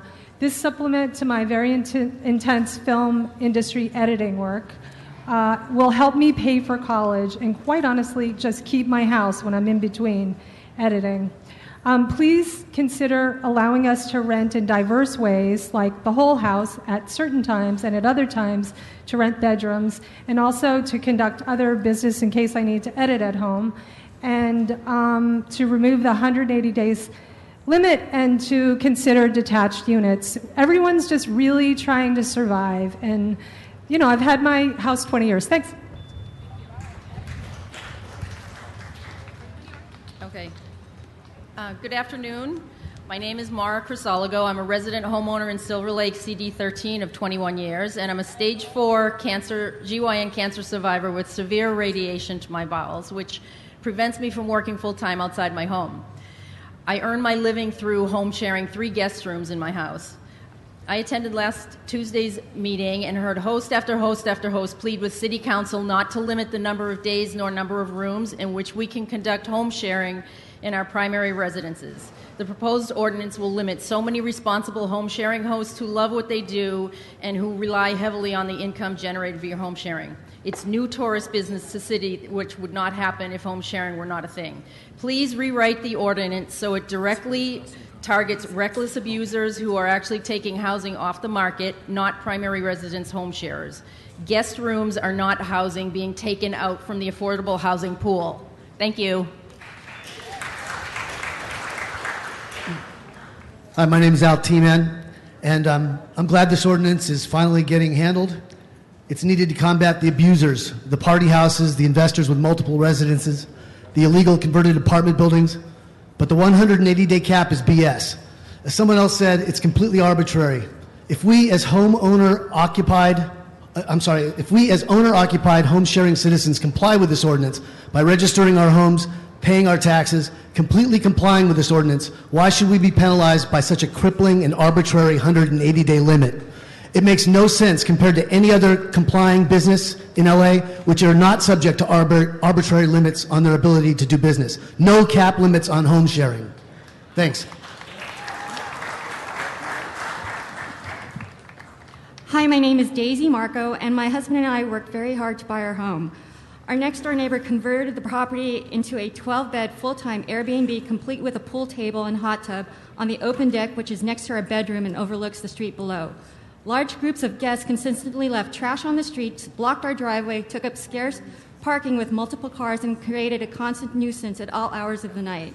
The ordinance should protect residential neighborhoods first and foremost. I urge the council to do the following. 1, require hosts to show proof of primary residency, as it's too easy to claim the property is their primary residence without proof. 2, require the host to be on site every evening to deal with noisy guests. 3, provide an efficient way for affected neighbors to shut down nuisance short-term rentals. 4, limit the term rentals to 90 days annually. If you're going to make this legal, make it living next to or near one bearable for the rest of the neighborhood. Hi, my name is Cynthia Perez. I was born at White Memorial Hospital and I raised here in Los Angeles. I'm a freelance photographer and a single mother, recently divorced. I have 3 teenagers. I Airbnb my back house, which has allowed me to keep my home through the divorce and keep my children in their schools and in their community. My children get to meet people from all over the world, which is an enriching experience for them. We host a lot of older people visiting grandchildren and children at local colleges. They get to experience the neighborhood and enjoy the local businesses, juice bars, restaurants, etc. Guests that come to me specifically say they don't want a hotel experience. And we don't even have a hotel near us, so I don't know what the issue is.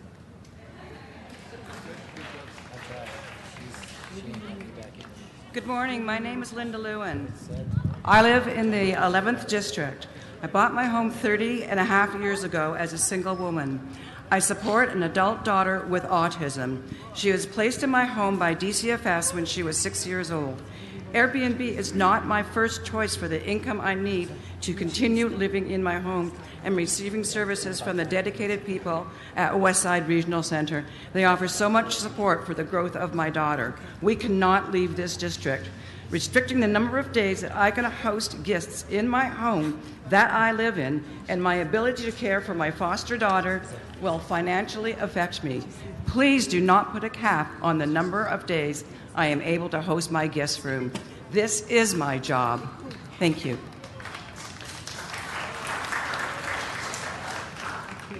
Hello, my name is Stephen Cruz, and I want to say that short-term rental hosts do not exacerbate the affordable housing problem. Those who make that claim are making a baseless claims. For instance, we do not want to rent long-term. In effect, if we did not host like we do, that unit would not be rented. Instead, hosts like myself have paid $27 million in TOT taxes, and between the earnings hosts like myself make and the spending of the guests that we invite, we have injected $1.1 billion in spending. Less than 1% of the hosts have been problem hosts. The hotel industry doesn't have a 180-day limit. I know of no other industry that has such limits proposed. You should allow short-term rentals to owner-occupied properties and allow accessory units. Many of us depend on such things.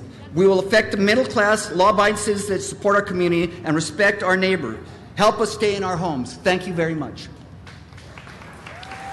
Hello, my name is Teddy Bass. I'm a homeowner since 2004 in District 4 with Representative David Ryu.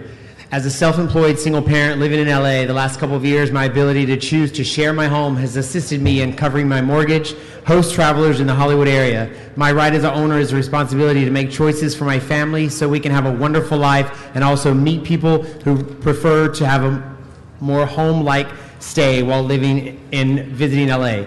Paying a mortgage is not always easy, but priority for my 10-year-old is my first priority, and providing a safe, secure place for him is assisted with his shared living, and I would appreciate a vote in favor of a living in a home where consider of commerce and this opportunity to experience a flow of income to assist the family in keeping a happy and healthy home. Thank you for listening. Peace.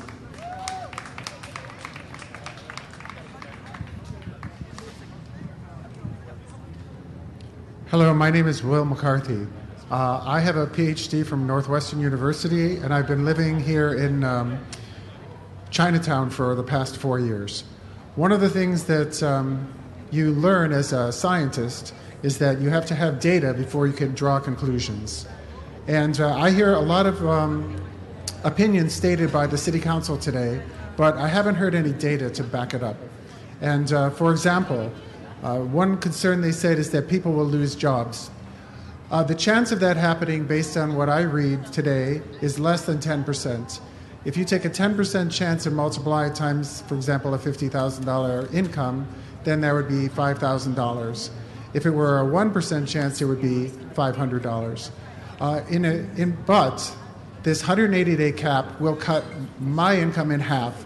We're currently making $50,000 a year. It will cut us to $25,000. If you cut the number of rooms, it will cut us to $12,000. Thank you. My name is Andy Griggs, Echo Park homeowner, retired teacher, active union member, and a home sharer. Yesterday, 3 of us sent to all of you a detailed critique of parts of the proposed ordinance that would be particularly harmful to many city residents, particularly those most marginalized and at risk of losing their homes. Those sections include the 180-day cap, the limitation to one rental in a home at a time, the prohibition of any other home businesses or any home sharing in RSO properties, and the penalties that unfairly target those with the lowest incomes. I urge you to send this back to the planning and housing departments. Consider adding grandfathering and or hardship exemption clauses. If the intent of this ordinance is to destroy home sharing and to grant an unfettered monopoly to the hotel industry, this is that ordinance. If the intent is to limit the number of whole house listings, preserve neighborhoods, protect housing stock, and enforce tenant rights against landlord abuses, then enforce existing laws and write that ordinance.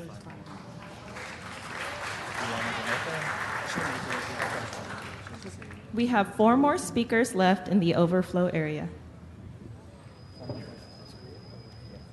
Good afternoon. My name is Tai Ko. I'm the general manager for Vacasa here in LA. We manage several hundred homes in California for short-term rentals. One of the main benefits of us being a part of this community is the positive impact that we have on the local economy. We provide employment to local contractors and payroll employees that include housekeepers, maintenance workers, local operations managers to take care of the properties that we manage. And our local minimum wage, at minimum, we pay $15 an hour to our employees. In addition, we provide the guests access to these short-term rentals. They also support local businesses, which help in driving the economy, not to mention the TOT taxes paid to the city. STRs are a win-win to everyone in regards of growing the local economy on so many levels. Let's be progressive, LA.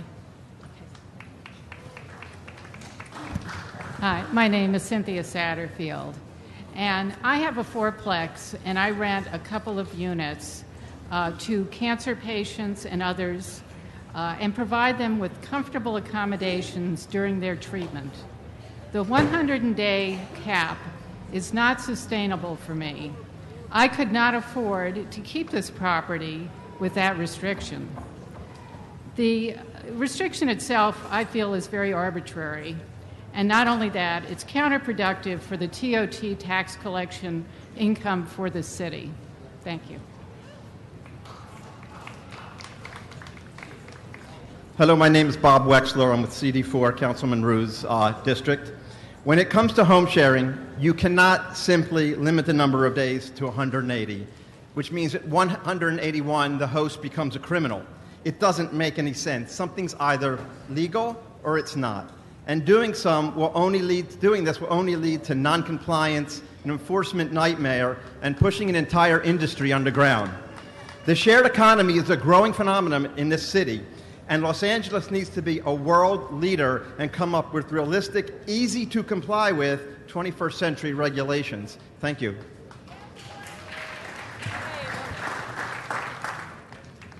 Hello, my name is Lisa Revlins. I come from a family which has provided high-end accommodation to families and guests from all over the world for 2 generations. The 2 private properties I own are very close to Venice Beach. Both the properties I own out are entire homes that can comfortably sleep 6 people in 3 bedrooms on 3 levels. They are well appointed and set up as the townhouse condominiums, are in a perfect position for holidays or people coming to Los Angeles to work on short-term projects. I have been providing short-term rentals for 8 years, and I received these properties as settlement in my divorce and didn't take spousal or child support, as I was able to make an income from rental on the properties instead. My properties side by side each other, and I take this as a serious business and something I'm extremely proud of. They are perfectly set up for families. That is 90% of my market. They will come with their spouse and children. Every guest tells me that they would much rather stay in an entire home rather than a hotel. Some stay for a minimum of 3 days or 3 months. It depends on their business. Now back to you in the studio.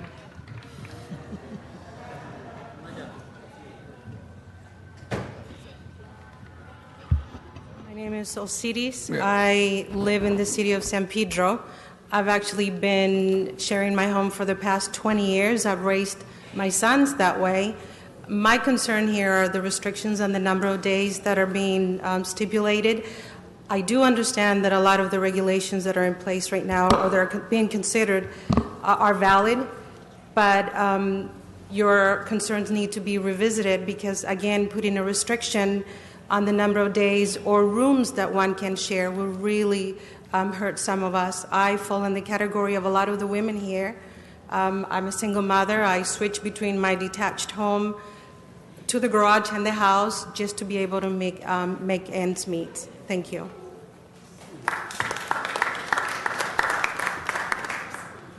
Hello, my name is Rhonda Hayter, and I'm a middle-class person with 2 kids in college, which was flattening us financially until we started renting out one of the kids' bedrooms as an Airbnb. You know, putting a cap on that is going to hurt us. It's going to undermine our finances for years to come as we go into further and further into debt just to get our 2 kids through school. Hotels are priced for the rich, and Airbnb is bringing middle-class people into the city by the tens of thousands, pouring money into this economy. So I really hope that you won't think about this cap any longer. Hi, my name is Max Ponson. I live here in Koreatown. I'm an immigrant. I've been here for 12 years. I'm married to a wonderful LA woman. And I'm here because we opposed to the 180-day cap and also the number of rooms that you can rent. Being able to rent rooms in a house has enabled us to keep my mother-in-law living with us. She's completely handicapped. We pay for all her care, all her nurses. This is costing us an excess of about $7,000 to $8,000 a month. And the only way that we could do this is through Airbnb. Through Airbnb, we've also been able to help a variety of people. We have 4 full-time employees that will lose their jobs if we don't have the ability to do this. And this is not only, but please I urge you to bear in mind, this is not a question of people losing a business or losing income. In the case of my mother-in-law, it's a question of dignity and her being able to stay with us for her final days. And for most people here that have presented the testimony, it's also a question of being able to keep their homes and also keep their families together. In many cases, people like me being able to help people in their family that have a problem or a disease. Thank you. Hello there. My name is Victor Salcedo, and my family has owned La Mascota Bakery for over 63 years. Our Councilman Cedillo is a great customer for over a generation. I want to say hello. And I also wanted to say that I host families from around the world.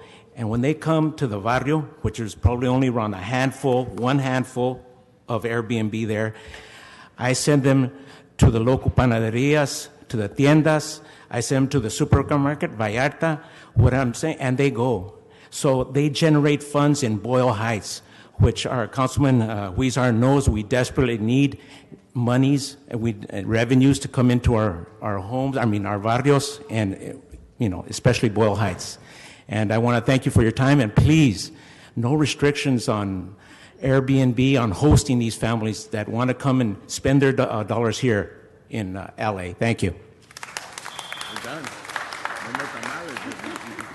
Hi, my name is Robert Thurloway. I'm an Airbnb super host. I've been a host for about 2 years now. Airbnb has been really great for our family. It provides us an income. It also provides our guests a great experience. I personally have an accessory, which would be, in your definition, would be an accessory building. I have an RV. It's a 32-foot. It's set up. It's got city water, city sewer, city electric, and people love it. But if your ordinance passes, I won't be able to use it. It's one of the best things that my guests have said. I feel like I'm out in the wilderness, but I'm within the town. I send my guests to all kinds of different locations for people to use the local merchants. They come here for Disneyland. They come here for Magic Mountain. They come here for Universal Studios. They spend money. Please do not limit the number of days. Don't limit the type of occupancies that we can do. Thank you very much.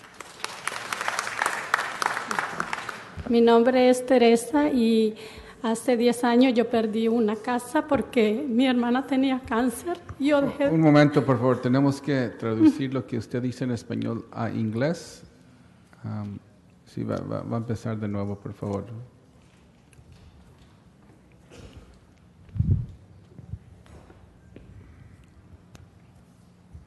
Ok, gracias.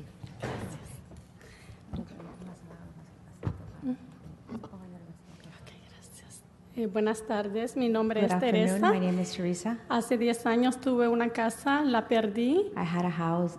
10 years ago, I had a house and I lost it. Porque no pude pagarla porque cuidé a mi hermana de cáncer. I couldn't afford to pay the mortgage. I was taking care of my daughter. She had cancer.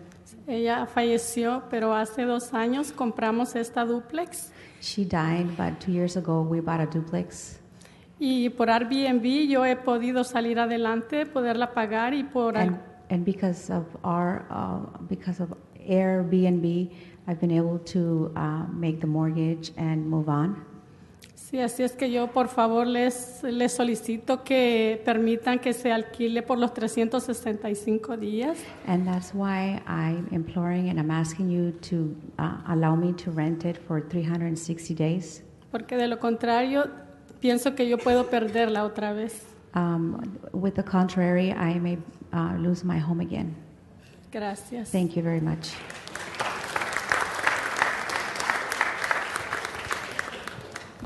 Hi, I'm Peter Chu from Sherman Oaks, and I just wanted to stress that the incentives for guests to behave themselves are built in, and they're really strong. If somebody trashed the house or they had a big party and they pissed off my neighbors, they would get such a review from me, they'd never be able to be in an Airbnb place anywhere.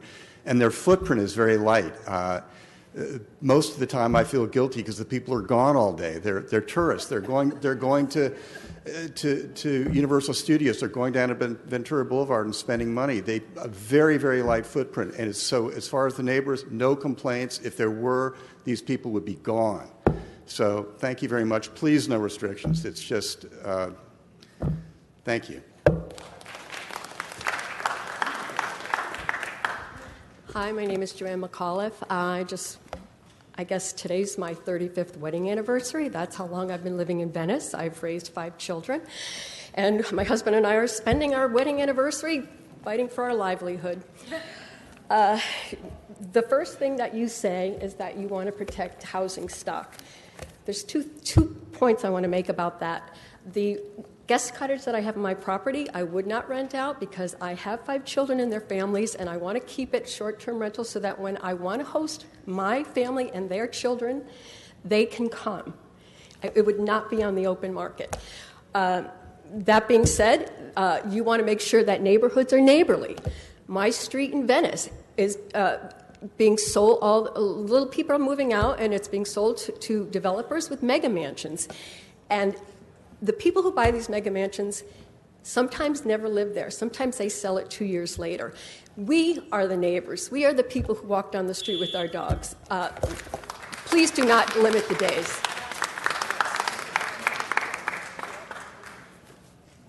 Good afternoon. Thank you, Council. My name is Wyatt, and I'm a resident of District 11, and that's where I grew up. And thank God for Airbnb. It saved our home. And I don't know, 5 years ago, I got laid off from my job, couldn't find a job in my career. I couldn't even get a job at Starbucks. It wasn't our first choice. My wife suggested we try Airbnb 2 of the bedrooms in our home, which we live in, as our primary residence. And it's turned out to say we paid our property tax, and it's a wonderful thing. We have a great experience. And it seems like there's 2 Airbnbs going on here. There's the one where there's these sort of opportunistic investors and wild parties and converting apartments and all this, and that's not us. We're just decent people trying to survive and pay our taxes and get by, and it's a wonderful thing. And I feel like we're being punished for these other people that are investing and having wild parties and converting apartments. And so please lift the cap on the days and the bedrooms. Thank you.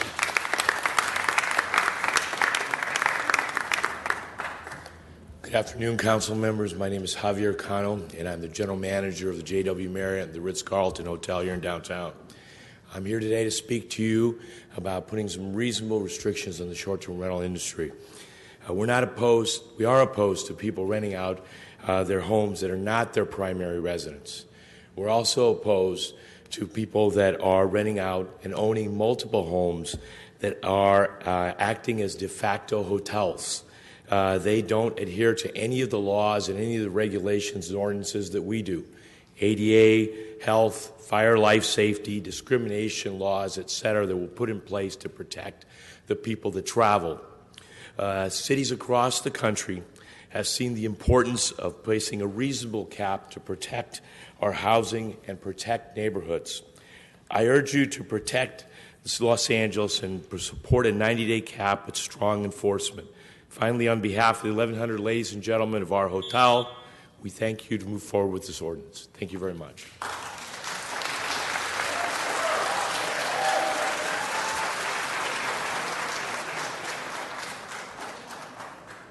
Councilman Huizar and committee members, my name is Michael Charchinski. I'm the managing director of the Westin Bonaventure. I'm also a resident of District 14.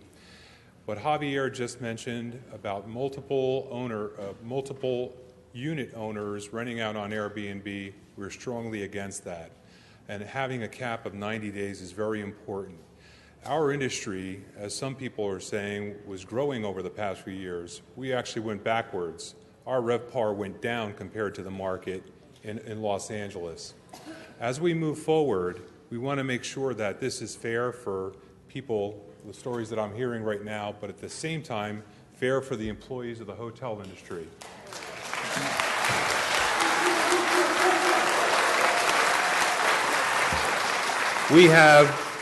I've heard $27 to $60 million in TOT being collected. We've paid taxes for the past 60 years. I think we should collect back taxes also. I think it's very important that this be fair and we move forward with a cap of 90 days. Thank you.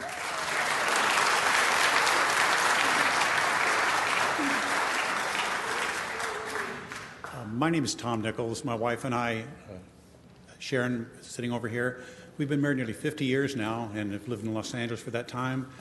We are enjoying home sharing, and we wanted to thank you for this opportunity to speak with you. Home sharing has been a real salvation for us and enabled us to stay in our home as retired people and make ends meet. It's really been a great thing for us. We've shared the house together for nearly 50 years, except for the 2 years I was overseas during the Vietnam War. And I just want to let you know our neighbors know all about it and support us and are good with it. And I'll tell you, our 3 kids growing up were a whole lot more impact on the neighborhood than home share has been. And we just ask particularly that you take a hard look at that cap and give us a break on that. We pray you just help us on that. Thank you.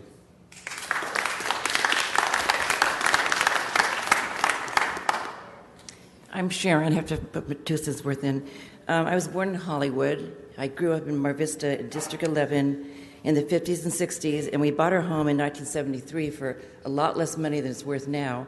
And it's very expensive to live in Mar Vista. We have our 3 kids that also live close by, and they also do Airbnb. So we really would like you to continue to let us continue doing this. One thing is that we make it very home. We give them orange juice from our orange tree. We have roses in the bedroom and the bathroom. We tell them about all the local businesses, and they all love them. And we have a lot of return people. They come back. They're our friends. They're friends on Facebook, and they're not just customers. They're actually our friends, and it helps us. It helps the community. We had one person that came. His wife was in rehab, and she was here with alcoholism rehab, and so he's from the South. And we got to be his friend, and he confided us, and we prayed for his wife, and it's just like it becomes a community, not just a thing to make money. But we need more than 180. Good afternoon. My name is Yahira Serrato, and I'm from Brio Heights. So I come here as a daughter as well as someone who had a very bad experience with Airbnb. So this is more to hold more accountable for Airbnb, and this has nothing to do with the host, because the person who was supposed to be my host was a very responsible man. So I was going to spend my spring break in Puerto Rico, and initially my plan was to do a hotel. Unfortunately, my other peers couldn't afford it. So we decided to rent out an Airbnb, and when I got to my Airbnb, the host was double booked. So there I was stranded in a place that I didn't know. And I had to look for another location because Airbnb didn't even have the audacity to help me find a new place to have and spend my spring break. So I spent a whole day as well as extra money that I didn't have to spend my spring break with friends. As well as think about the people who work for housekeeping like my mother. For those 6 months that you guys host her, is she going to be unemployed? How am I going to go through college? Please think about that and be considerate for everyone. Thank you.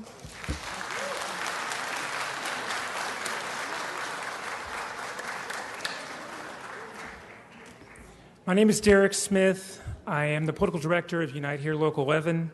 Out of respect for everyone's time, I would like to speak for the folks behind me, many more folks who are in the South Lawn, and in particular, the thousands of hardworking men and women who are working in hotels right now, making this industry great. We know that the proliferation of hotels in our community under the guise of home sharing threatens the jobs at the hotels that this city, and in particular all of us, have invested in. And we know that the proliferation of hotels in our community threaten affordable housing that our members desperately need.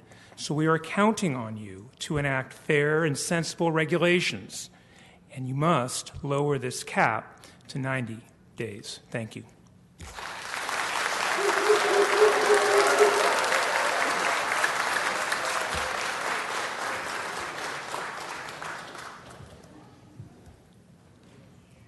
Good afternoon. My name is Roxanne Ramirez, and I'm also a worker for the Hyatt Century Plus Hotel for 17 years. My family and myself, we had to move to Inglewood, the city of Inglewood. Why? Because the cost of living here in LA is too high. Airbnb is making too much the housing to people like me and my family for us to move from here. Please approve the 90 days at cap. Thank you very much for your time.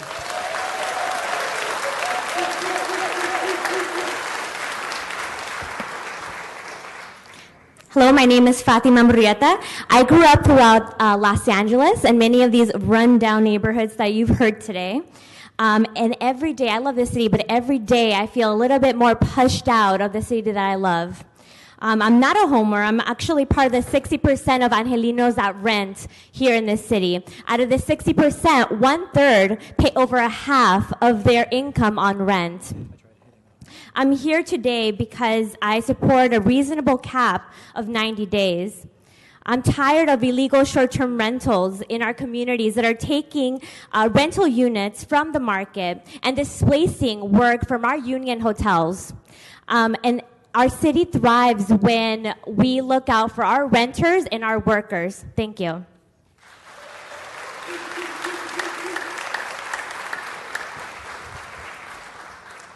I'm Judy Goldman, the co-founder of Keep Neighborhoods First. This ordinance goes a long way toward reining in short-term rentals, and we support the requirement of primary residence, platform responsibilities, and the prohibition on RSO units and vacation rentals. However, this has been a long process, and I'm dismayed and frustrated at the proposed arbitrary 180-day cap. In practice, this equates to short-term rentals half the year and a huge loss of long-term housing. It will motivate more hosts to rent short-term because of the inflated profits that can be made instead of renting to long-term tenants. We should be doing the complete opposite. A cap of 90 days is a compromise that will allow true home sharers to supplement their income and protect our affordable housing. Ultimately, it comes down to this question: do we want neighbors and communities in Los Angeles, or do we want 10 city blocks in every direction of three-night renters? That's what a 180-day cap will do. Thank you.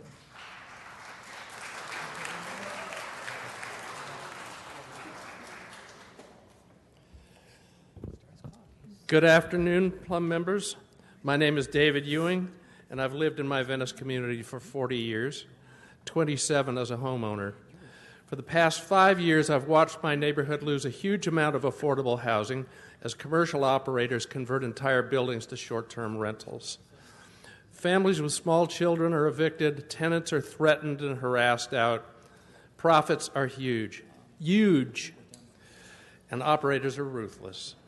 A cap of 180 days would entice the unscrupulous back into the game, legally or illegally, instead of providing affordable housing. The money's just too big. The cap should allow people to supplement personal income, but it shouldn't create an incentive to game the system and go full commercial. A cap of 60 to 90 days will allow real home sharing and will bring back thousands of affordable units we've been losing in the middle of this housing and homeless crisis. If you're serious about solving our housing shortage, I urge you to lower the cap. Thank you very much. Hello, my name is Michael Patterson. I live for the last 23 years with my wife and my family in Sherman Oaks. And there are three things that I want to talk about. One is no cap at all. I don't think that we should have a cap at all.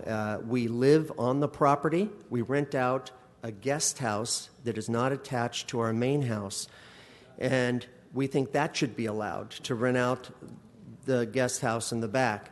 We also, and this is the third point, we're thinking about renting out our main house, but never at the same time. If somebody wants to rent the main house, we then will move over to the guest house, like that. We want it, the verbiage to allow us to be able to do that. Nobody's getting rich here when they are renting on their own property. We certainly are not. What it's doing is it's helping to afford my daughter's tuition and lots of other things. Thank you very much.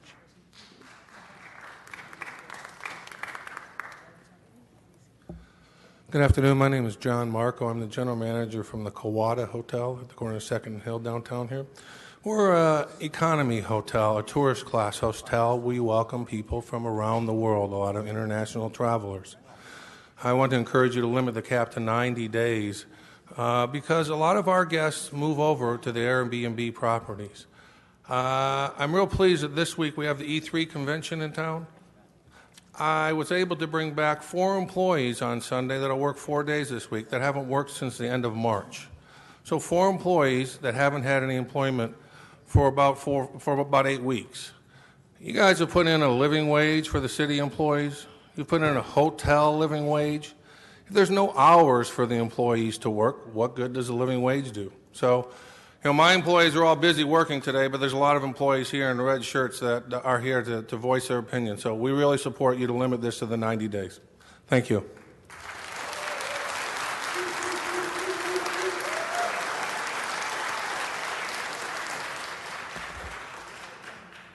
Good afternoon. My name is Benjamin Young with the AEG. As you guys know, AEG, we are the owners of the JW Marriott and also the operator of the LA Convention Center. We have seen over several years the rise of the condominiums and apartments in downtown and how they compete against our hotels. We feel they do not meet the higher safety standards that the hotels are subject to, take business away from the hotels, and reduce housing for an already tight market. For that said, AEG is supportive of the short-term rental to the primary residence and capping the home sharing to 90 days. Thank you.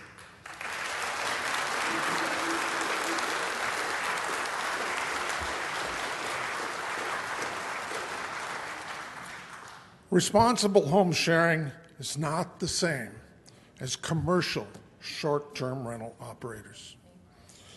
I'm Stephen Shinsky. I'm a Woodland Hills homeowner for over 20 years. I serve over 2 years as the vice chair of the neighborhood council there.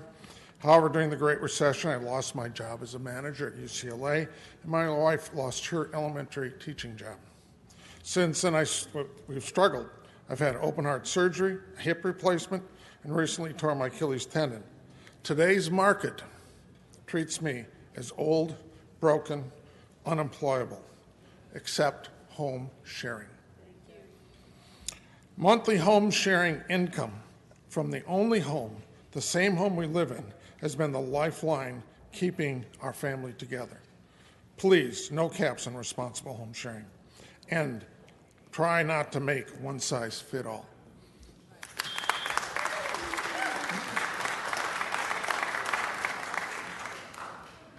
Good afternoon, gentlemen. My name is Dr. Peter Lowndes. I am a former ESL teacher here and a former Peace Corps volunteer in Northeast Brazil.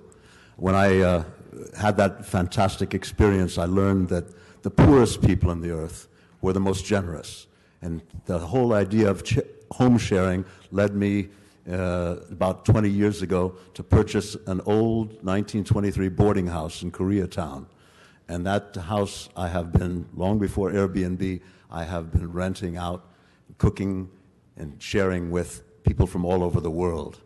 I speak several languages, but the language that really is important in this thing is English. And English, I say to you very clearly, don't cut off your nose to spite your face. The face of LA is here. I've seen it 3 or 4 days running now. These people bring their personalities, their love, their heart. We don't want this. This is a sanctuary city. We have 3 speakers left in this group. My name is Chris. I graduated from UCLA. I got a graduate degree from UCLA. And most of my colleagues my classmates have left the city. Pretty much, a year ago, I was about to leave, basically because I can't afford to live in Los Angeles anymore. But Airbnb kind of saved me last year when I was looking to move out of the city. It's allowed me to actually stay here and rent out an extra room in my apartment. I work for a nonprofit, so my income's not super high. I help out with wraparound, and I work with DCFS, Department of Mental Health. I work with Department of Probation. These are kids that are at risk of being removed from their homes. So I'm here doing that work. But people that are graduating with these degrees to help out with these children, they can't afford to live here. So I'm for primary residence and no caps. So thank you. Well, I got 7 seconds. I think travelers should have a choice between hotels or staying here. When I travel, I like to stay where it's my choice, not regulation. Good afternoon. My name is Jonathan Ayon. I'm the community organizer at the Thai Community Development Center. We're an affordable housing developer in East LA and Greater LA. We're also a housing advocate. We hear about the stories of the lack of affordable housing in the city every single day. We also hear about the long wait list for low-income units that are 3 years plus. Also, for the past few years, we've been hearing more and more about stories about tenants being illegally evicted so landlords can put their unit into short-term rentals. We all know that adding more housing stock to the market is an essential part of solving the housing crisis here in LA, but we also need to preserve the housing that we have. A big part of it is getting a handle on the short-term rental industry and adopting a cap that protects affordable housing. 180 days is way too high. 180 days gives incentive to landlords and property owners to do short-term rentals rather than long-term. The cap must be lowered to 90 days. Thank you. Good afternoon, council members. Charni Paribanda of Glazer Weil on behalf of the California Hotel and Lodging Association. The TOT collected by home sharing is not entirely new money to the city. In fact, much of it is displaced money that is being remitted to the city in lower amounts. Morgan Stanley studies show that people elect to stay in home sharing units primarily because they are cheaper. These same studies conclude that 98% of our visitors do not come to LA solely because of Airbnb or another platform. If these sites didn't exist, they would be staying in hotels, extended days hotels, or bed and breakfasts. Thus, the TOT that could be coming to the city's general fund from hotels is being diverted to short-term rentals and is netting the city fewer dollars per stay. Additionally, because the short-term rental industry artificially props up the rental market, more and more people are left on the streets because of lack of affordable housing. This, too, has a cost to the city and cannot be cured but with the collection of TOT from a few platforms. We urge you to take action today and reduce the cap to 90 days to limit misuse and aid with enforcement. Thank you. Okay, that's our last speaker, the South Lawn. You can start. Hello, my name is Deborah, and I have a lovely retreat-type home up in Laurel Canyon. And actually, one thing I would like to note is that I have about 60% of my guests are actually from Los Angeles. They are using my home for staycation purposes, maybe with a small group of their friends. And my neighbors are perfectly happy with it. They're very respectful of my property. And this is money that would not ordinarily be going into the city's coffers because these people would never choose to take a hotel over this home up in Laurel Canyon that's sort of rustic and woodsy and authentic to that area. The second point I would like to make is that were it not for Airbnb, I would not be able to afford putting my son through college, which I'm doing right now. And the third point I would like to make is that I choose to do this instead of renting out my house full time because my son comes home from college and he lives with me during the summers and during spring, Christmas, break, and Thanksgiving. And were it not for this incredible industry, none of this would be possible. Hello, my name is Kevin Gallagher. I'm a native to Los Angeles, born just a few blocks from here at California Hospital in 1951. I've been living in Venice Beach for the last 24 years. I am a homeowner. It's my secondary residence that I rent out on Airbnb and VRBO. I'm 65 years old. I'm a single dad. My son is 6 years old. He just graduated from kindergarten. I'm on a fixed income. I lost my job a few years ago. And being my age, after 25 interviews, I decided to rent my home out on Airbnb and VRBO. I limit it to 6 guests maximum, and I do charge a $1,000 deposit for anybody that comes and stays at my house. And if they violate my first policy of the rental agreement is no noise after 10 or before 8 in the morning, then I will take away their money. I've had no infractions of that rule in the 4 years that I've been hosting. I don't want you to limit the days that I can host in Venice Beach. Thank you. Hello, my name is Catherine Levasseur. I'm from Huntington Beach, and short-term rental, I'm a pro short-term rental, and it means enough for me to make the trip out here to support the short-term rental hosts in Los Angeles. My husband and I, when we moved to Huntington Beach, we had 2 full-time incomes, and now we live on a very diminished incomes. It's so meaningful, and the hosting is just wonderful. So I would please ask the council or the planning commission to please no restrictions and to support your short-term rental hosts in Los Angeles. Thank you. Thank you. Hi, my name is Sarah. I rent out a detached guest house in Reseda, and with that income, I'm able to keep 2 rooms open in my house.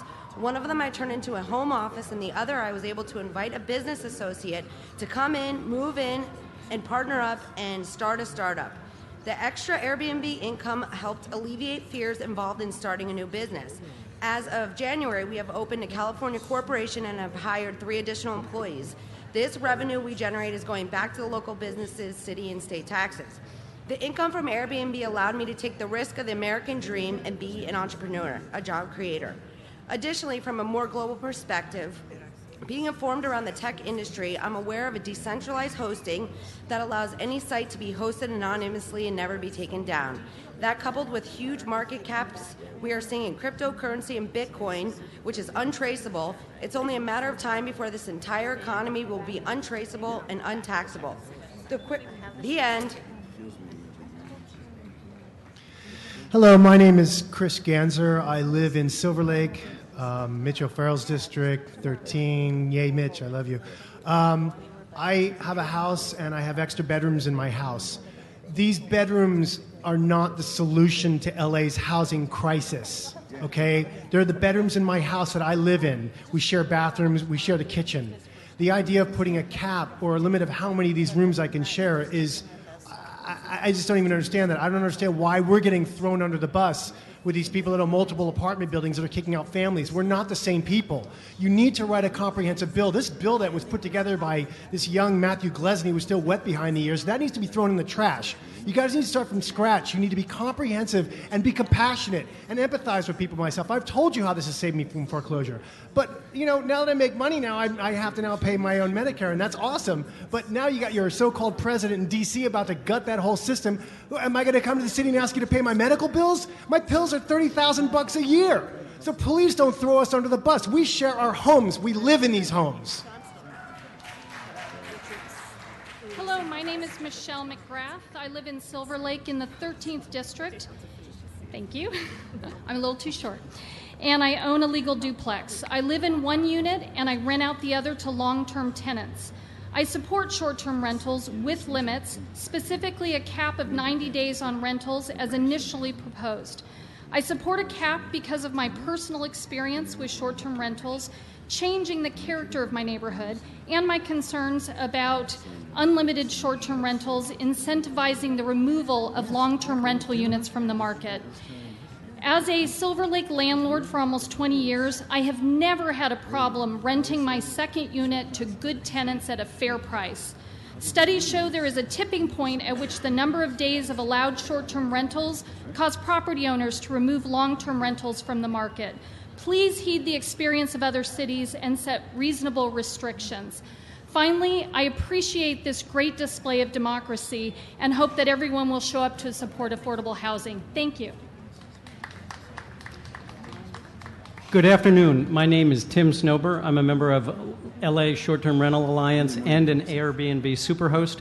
I've had a couple of short-term rental units in Silver Lake for more than 5 years. In that time, we have been a valuable service to our neighborhood, an area that has very limited hotel options. This has been particularly important to a number of neighbors who have family members with medical and physical limitations. Our place has offered them a nearby homey alternative for visiting and sharing family holidays. Over the years, we have collected and remitted more than $100,000 in TOT to the city of LA. We've also employed a significant number of people for house cleaning as well as construction and maintenance. We eagerly support regulation. We ask that those policies be informed by a view to the wide number of interests that benefit from our property. We ask for no 180-day cap. Thank you. Hello, my name is Jay Vogel. I raised 4 kids in Hollywood. I am for short-term rentals and against regulations. If you want to look at the effects of regulations on short-term rentals, I suggest you look at Santa Fe. They were one of the first cities to impose stringent limitations on short-term rentals, and in 2016 they lifted them. Why? Because they found out that instead of taking people away from hotels, they were destroying the tourist industry in Santa Fe, that families who come, people who come, chose them over other destinations because they offered an affordable place to stay. People who come to Hollywood, California, could also go to Hollywood, Florida. People who come to Disneyland can also go to Disney World. We should encourage short-term rentals. They create jobs. The only restriction should be on health and safety, and also they should pay taxes, taxes, taxes. Hi, my name is Steve Jones, and as a resident of the Windsor Square neighborhood, I am 100% committed to the success of my community, and I'm committed to the success of the merchants on Larchmont Boulevard. With the rising rents and retail overall in a particularly precarious environment, they need all the help they can get.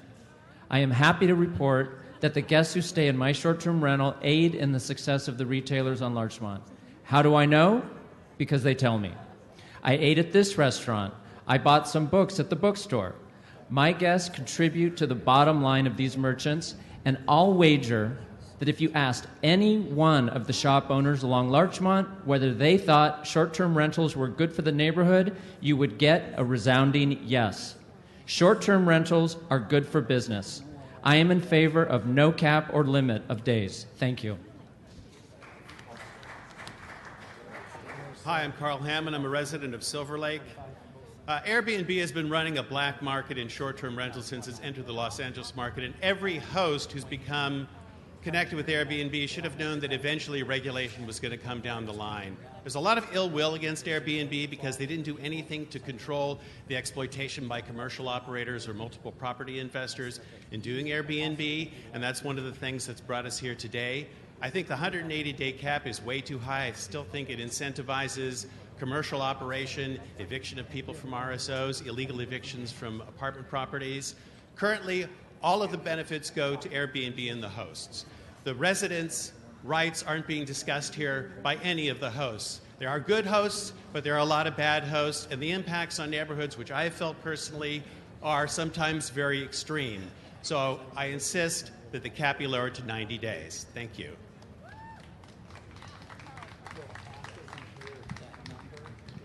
Carlos Aguilar, Coalition for Economic Survival. We support this proposal with amendments to lower the cap to 60 days. Short-term rentals, along with the Ellis Act, are a major threat to preserving our existing affordable housing.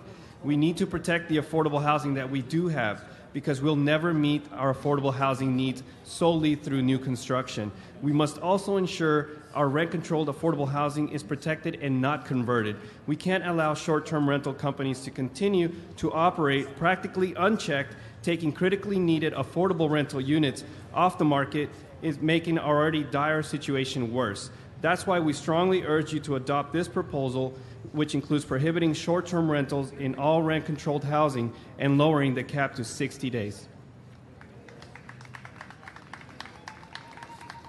Mi nombre es José Estrada, yo vengo del sur centro de Los Ángeles. My name is José Estrada, and I come from South Central LA. Council Member Marquesi, yo quiero decirle que es importante poner un stop a este problema porque esto está provocando aumentos en las rentas y muchos desalojos. Councilmember Marquez, I ask that you pay attention to this because it's causing unfair rent increases in the community. Y en el sur centro ya tenemos muchos problemas de vivienda y yo creo que esto traería a sumar más problemas de vivienda.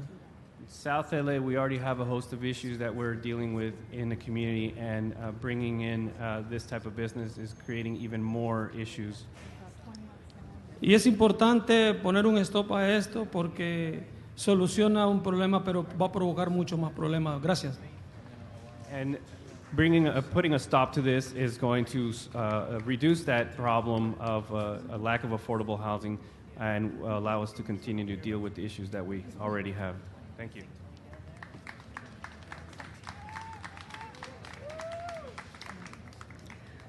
My name is Amanda Seward, and I have represented many tenants adversely affected by short-term rentals in the city.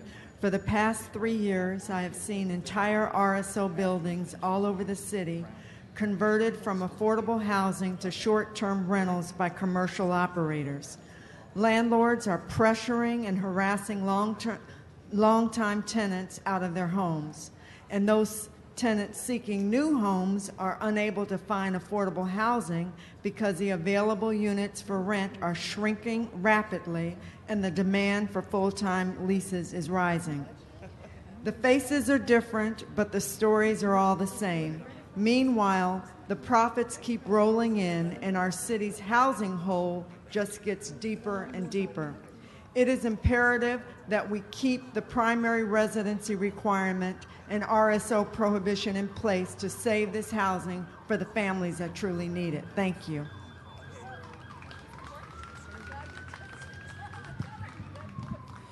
Hello, my name is Cynthia Strathman, and I work at Strategic Actions for a Just Economy. We work on healthy housing, equitable development, tenant rights, and job preparation.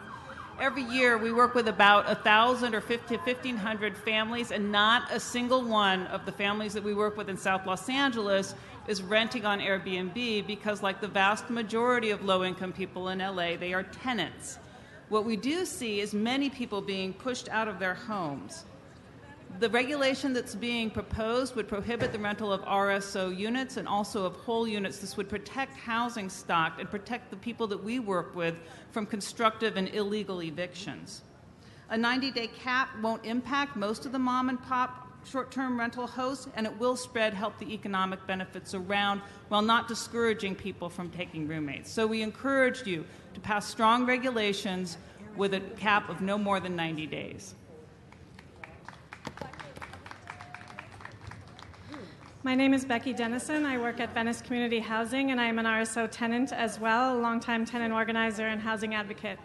And we've heard a lot about the cap and those who are using their primary residence on Airbnb today, but really the fundamental purpose of this ordinance is to regulate an industry that has devastated neighborhoods and commercialized what was supposed to be a shared economy. And we've seen that in Venice most significantly with mass push out of folks from rent-stabilized housing, taking over of full buildings, with absolutely no regulation or enforcement by the City of Los Angeles. So this has drastically impacted our housing stock. It has drastically impacted low-wage workers in the hotel industry. At the 90-day cap, even at the lowest end of the Airbnb market, people would still be able to make about $11,000 a year, up to about $25,000 a year with a 90-day cap. That's well above the current average being made by those in their primary residence at $7,700. We're not out to harm people who are using their primary residence. It would actually help them and even the playing field.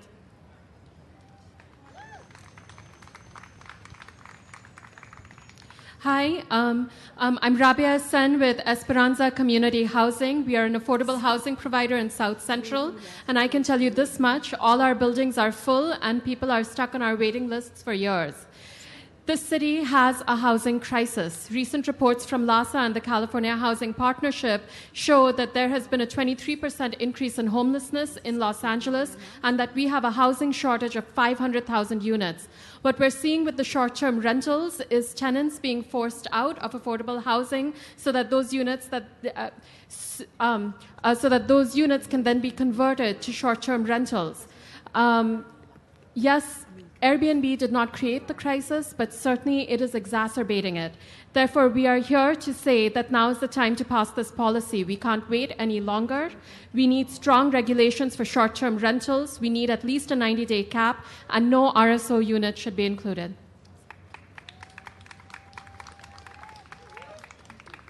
Thank you. My name is Jed Pauker from Venice. For 7 years, my next-door neighbors were hotel patrons in the illegal short-term rental owned and run by an off-site realtor, as was the house next door to it. My neighbors down the block were beset by noise from an illegal so-called boutique no-host hotel. I am relieved and pleased to see the primary residence requirement because on-site hosts are accessible, motivated, and unlikely to allow behavior that disrupts peaceful enjoyment of our homes. This requirement also regulates quantity and protects empty homes that are desperately needed for long-term rental. Some hosts may claim the need for extra rental income. Nothing prevents them from renting long-term. Besides, these are our neighborhoods, not backdrops for commercial hotel operators. Every home left empty to exploit the short-term rental bonanza is another long-term solution that you must protect. Thank you. Hi, my name is Jennifer W. I see that we need to separate home sharing from the commercial housing. Those are two separate issues. Please do not loop in the home sharing with everything else that's happening today. No other business person would approve of any city restricting their business to 50% of the year. Would you like to get paid only 50% of the year? No other business person would approve of having to live at their place of work. Would you live here at City Hall? Restrictions make no sense from a business perspective. I'm an Airbnb superhost. I also host via VRBO. I'm already paying income tax. I'm already paying property tax. I've always loved my spacious home, and I've hosted many large parties. I have a very, very large home. I'm keeping my house so my adult sons may raise their families there at some point in the future. We still use the house for family gatherings and special events. The house is now able to accommodate 15 overnight guests, consisting mostly of larger families with grandparents and small children as well. We have hosted sports teams coming to compete at nearby StubHub Center. We have hosted renewals of wedding vows, memorial services, and family reunions. Thank you. Hello, my name is Sylvia Vasquez. I work at JW Marriott, Dodger Stadium, and also Staples. Okay, I was born in General Hospital, and I also want to keep my union job.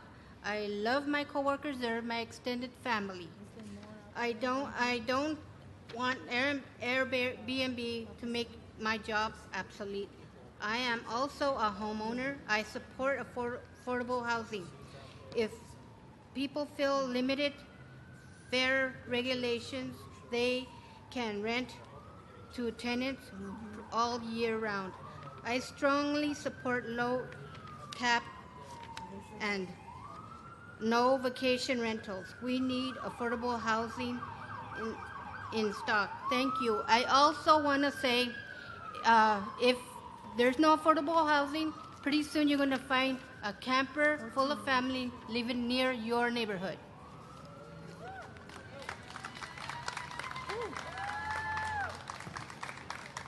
Good afternoon. My name is Nick Gerber, and I live in the Mid-City area of LA in an RSO building that I nor my neighbors would be able to afford otherwise. I strongly support a 90-day cap and a primary residence requirement for short-term rentals. One need only look around here at the South Lawn of City Hall to know we have a severe housing crisis in Los Angeles. Short-term rentals, by taking needed housing stock off the market, raise rents, period. I urge you, members of the Planning Commission, to focus on making the city more affordable, not less, by passing a 90-day cap and a primary residence requirement. I'd also like to note that you've heard many hosts state publicly today that they will operate underground if they don't like the cap. So please, please, please make sure there's very strong enforcement measures as well. Thank you very much.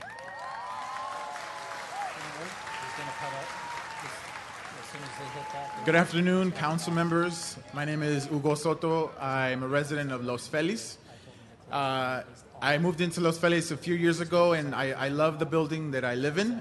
It's a rent control building. Most of the residents there have been there over 30 years, make me look like a young man. They're all retired, and I think that's a great thing. It's a community. We care for each other. Once we had a break-in, the community came together to make sure that everyone was safe.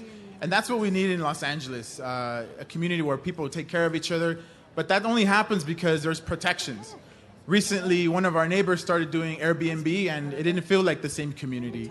So I think we should think about the retirees, people who want to live in the rent-controlled buildings. I think there should be strong enforcement on that. But this issue is a very black and white issue. It's, do we preserve the jobs of people coming from South Central to clean hotel rooms, or the residents of Laurel Canyon who want to rent out just to make some more money? Thank you very much for your time.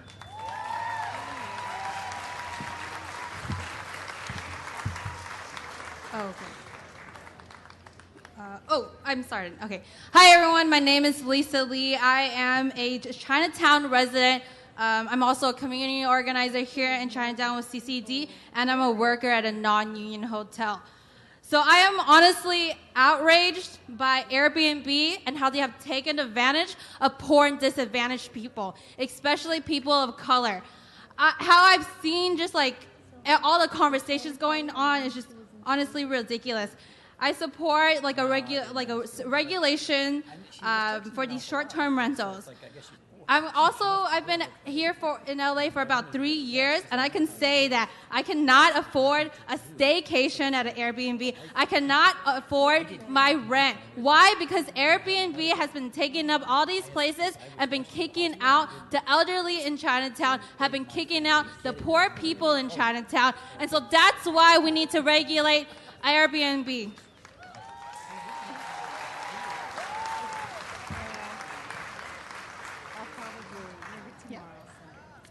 Good afternoon. My name is Carla Tapia, and I live in Highland Park. I strongly support the policy for short-term rentals. As many of you know, I live in one of the most expensive, gentrified, and beautiful neighborhoods of LA. But unfortunately, I can't afford to move out of my rundown apartment. I work at the airport, and Airbnb affects our jobs there. If these Airbnb hosts have a back house, they should rent it out month to month. I strongly support low cap and no vacation rentals. We need all the available housing in stock. Thank you so much.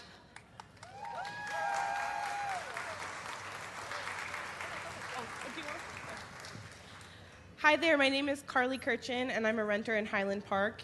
I support fair regulations on Airbnb because when I left my hotel job in Michigan and moved to LA 2 years ago, it took me a full year to find stable housing. I stayed in 3 different sublets, and I had to couch surf until I found my current home. And when my car broke down during this time, I had to choose between paying rent and fixing my vehicle, so I went without a car for 2 months.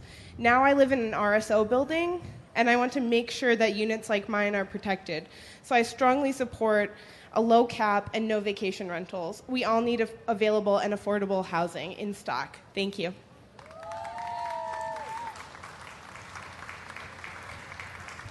These are the last 4 speakers of this group. Hi, my name is Judy Asper, and I live in the Echo Park neighborhood in Los Angeles. I strongly support the policy for short-term rentals. I grew up in LA in Eagle Rock, and I live in a rent-controlled unit, and honestly, it's a bit of a dump. And I would have a dream of buying a house, but it is becoming completely unaffordable to buy houses in the neighborhood that I grew up in. And that's because of gentrification and Airbnb taking whole houses off the market. There needs to be limitations. Whole houses should not be rented on Airbnb. Those are places, if you don't want to live there, then sell them to someone else who does want to live in their community, because someone who grew up here now can't afford to live in the neighborhood that she was raised in. And so I strongly support low cap and no vacation rentals. We need all available housing in stock, so thank you for listening.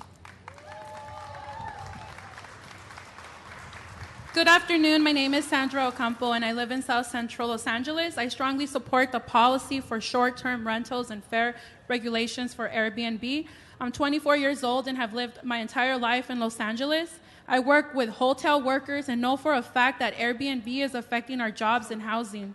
Unlike Airbnb hosts who have the option of renting to tenants like myself on a month-to-month basis or year basis if the cap is such a concern, I, on the other hand, am limited due to the lack of affordable housing and am forced to live with my parents. I urge you to support strong enforcement to support the low cap and no vacation rentals, because we need all the available housing stock for the Angelinos like myself who are struggling to get by because of Airbnb. Thank you for your time. I'm a lifelong Los Angeles resident.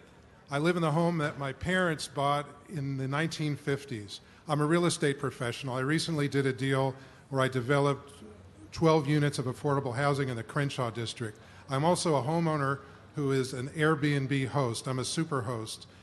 This business, this small business that I have, has made a difference for my family. It's brought people to Los Angeles.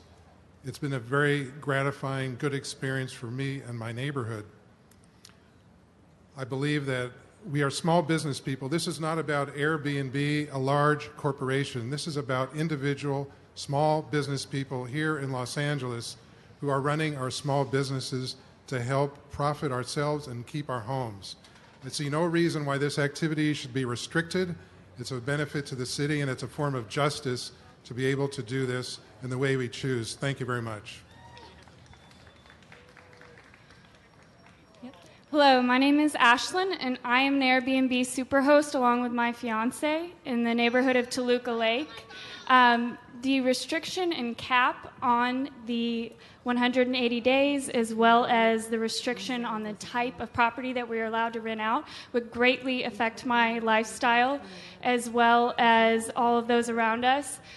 I run a 100% woman-owned business, and Airbnb has given me the freedom to be able to grow, expand my business, and bring more jobs to Los Angeles. Without Airbnb, I wouldn't be able to have that freedom, and my fiancé wouldn't be able to travel to the East Coast to visit and spend time with his kids. It gives us, the hardworking taxpayers, the money that should be rightfully in our pockets rather than big corporations. That's what this is really about. Hotels lobbying against us when we, the hardworking taxpayers, should have the freedom to rent out our own properties. That was the last speaker of the Overflow group. Great, thank you very much. So that concludes our public comment testimony. And as I mentioned at the onset of this meeting, that we were intent to hear this today and hear from the public and have this committee ask any questions and direction to staff so that when we come back, we have a full set of information before us so that we can make an informed decision. So with that, if I could ask the planning staff to please come back up to the table. And I just have one quick question before I turn it over to my colleagues, and then I'll finish it up with any additional questions afterwards. But just to follow the process of how we came up with the number of days, the planning staff recommended how many to the commission? Thank you. Again, Ken Bernstein, Department of City Planning. The planning staff initially, our initial draft that we put out for public comment recommended a 90-day cap. And how did you come up with that number? The 90-day cap was looking at best practices from other cities as well as data from what we know is to be common practice here in Los Angeles and elsewhere. A number of other cities have imposed caps around 90 days, including City of Philadelphia, in London, because this is an international issue. Airbnb itself had volunteered 90 days as a cap. The average of regular users of Airbnb was 62 days in Los Angeles, and 86% of listings here in Los Angeles were less than 120 days. We received quite a bit of comment. We had a public hearing with at least as many as you've heard today, very similar testimony as you heard today, with many calling for an increase in the cap or removal of the cap altogether. We then recommended an increase from 90 to 120 days, again, realizing that 86% of listings in Los Angeles were below that 120-day threshold. The Planning Commission similarly heard testimony much as we heard today, and determined to raise that cap to 180 days. 92% of hosts in Los Angeles rent for less than 180 days. Okay. And so your recommendation was initially based upon just what other cities are doing.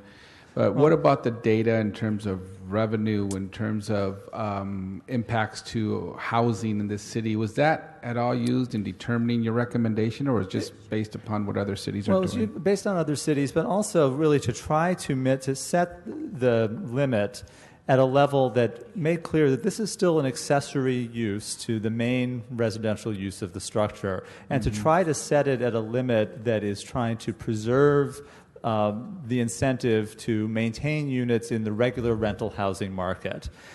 There is a tipping point as well. There were also studies indicating that at 83 nights of rental per year in Los Angeles, revenues are higher than if you rented the unit all year long as a regular rental on the housing market. So the original thinking at 90 days was to try to continue to incentivize those who want to maintain their units on the regular rental housing market, realizing that we were seeing many units being converted. Okay. And how about revenue? Was that at all a determining analysis point in coming up with the number of days? Revenue to the city? Yeah. It was not a key factor in our recommendation. Yeah, okay. Again, I think the feeling of the planning department in looking at this issue is that even with a limit anywhere, let's say, in the 90 to 180 day range, the vast majority of users the vast majority of hosts are well below those limits today, and you could anticipate that activity would continue much as it does today. Even if you had a limit of 180 days, because 92% are below that limit, revenue can continue to grow from those hosts who are today renting their unit anywhere from 0 to 180. So it's not a zero-sum game, essentially, in terms of revenue to the city if that 180-day limit is maintained. Now, some of the speakers have recommended no cap. Did you analyze that, and why wasn't that a recommendation? Do you want to speak to that? I could speak to that. Matt Kolesny, City Planning. In addition to, I think, all the reasons that Ken mentioned why we felt 180 or initially 120 was the right number, looking at other cities that had gone to a no cap, it was typically a hosted. It was typically a requirement that if you are there every single one of those days, it's a hosted stay. That's when you could have a no cap. But talking to cities, we found that was very difficult to enforce. They're not able to determine on a night-by-night basis whether someone is there or not. And therefore, the cities that we spoke to found that not to be an effective approach, and we're amending the ordinances. Yeah. Okay, thank you. Questions or comments? Mr. Price? I want to thank everyone for their comments and testimony. Thank staff for the hard work and for the input. In this discussion, I know you mentioned Airbnb has been more active in some communities than others. Has Airbnb offered a recommendation here or made an offer in terms of days, applicable days, or? I don't know that there's been a specific day limit. I think that what they've expressed here today and to us directly is their preference is that there be no limitation, cap, no cap at all. Yeah.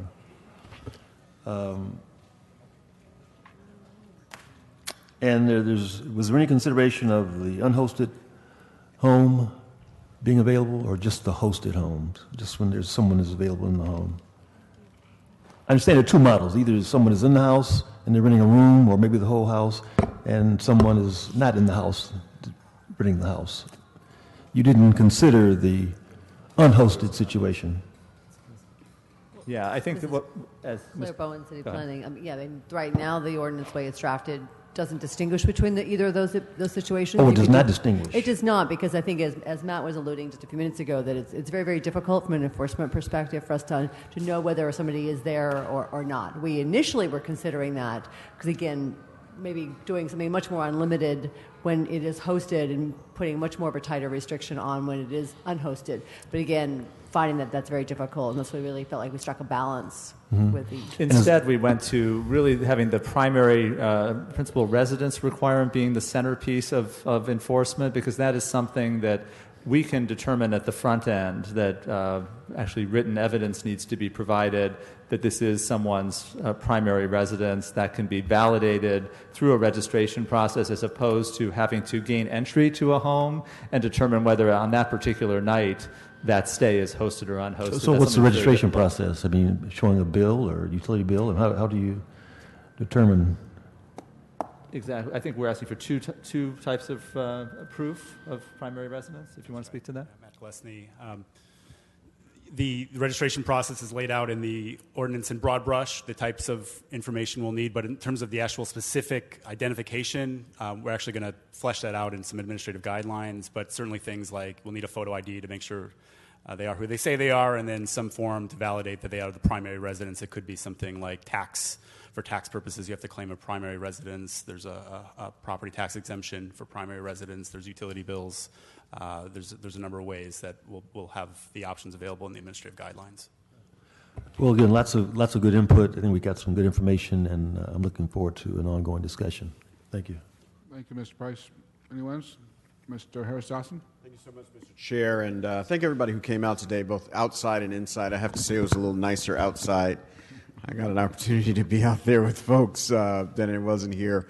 But it is a great display of how our system is supposed to work and how people are supposed to be able to access it and participate. I had a couple clarifying questions just to be clear. Some of these things may be obvious to everyone, but in my conversations, I think there's a little bit of confusion. So when we say a cap for people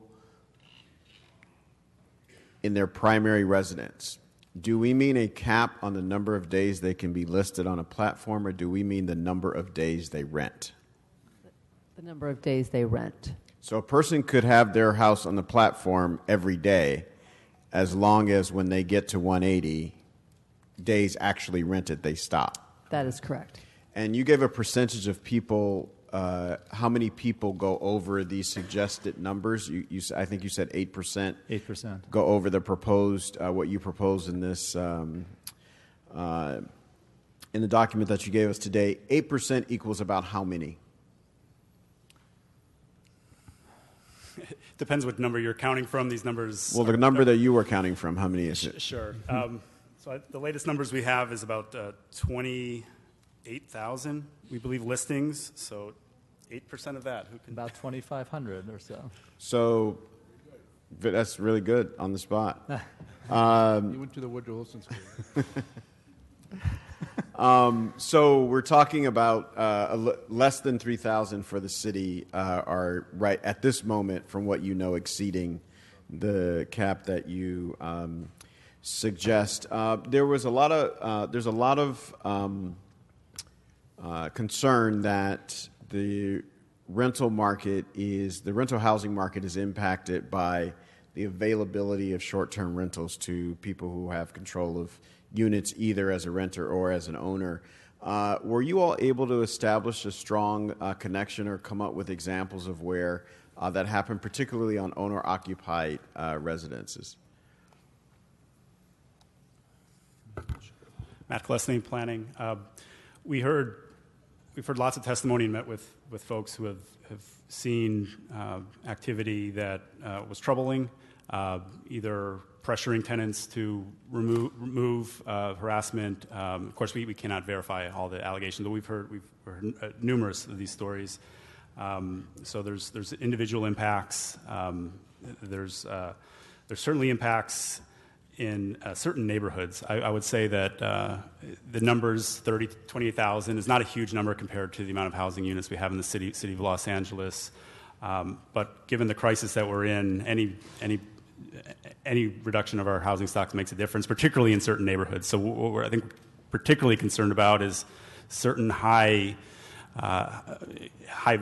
availability neighborhoods like Venice, Echo Park, Silver Lake, where it could be as high as 1 of every 12, 15 units is now actually on a short-term rental platform, where the vacancies just aren't there like they should be anymore, and that certainly, we believe, does contribute to localized rent pressures. Yeah. Thank you. So that one's the one that you raise is mainly around tenants being pressured to get out of the unit or to vacate the unit, which we know is a widespread problem in Los Angeles. We learned in the Housing Committee, chaired by Senator Cedillo, that the city doesn't necessarily know when someone vacates a unit because they were pressured, because there's no trigger.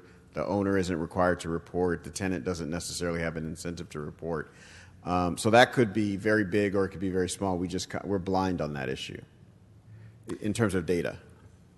That's true in terms of numbers. I think we did have more specific testimony at some of our staff public hearings and some of our early listening sessions about that activity taking place around the city, and particularly in certain neighborhoods, portions of Hollywood, Venice, Silver Lake, and others that have strong real estate markets, that we had some very concrete testimony early in our process on these points. Right, thank you.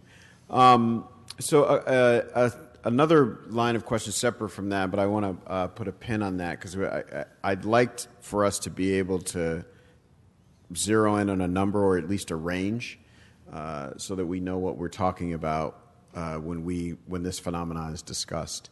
I haven't seen that yet, and I'm eager to hear about that. Just on a totally separate note, this business about detached housing, if you stay in your garage, you can't rent out your house because it's that's a new sort of thing that I entered the discussion today, as far as I know, and I'm curious as to what the genesis of that is, if it's true, in fact, in your proposal, because what I read I didn't get that out of what I read, but perhaps I missed something. Several people got up and said, if I stay in the garage, I can't rent out my house, I can't Airbnb my house, or vice versa. Right. Matt Glessney, Planning. So I think there's actually two issues there, perhaps interrelated. One is the person's living in their garage and renting out the main home. It's an interesting question. It's a unique situation, but I actually think the definitions today would allow for that because the definition of a primary residence, we wanted to be a little broad and say it's the property.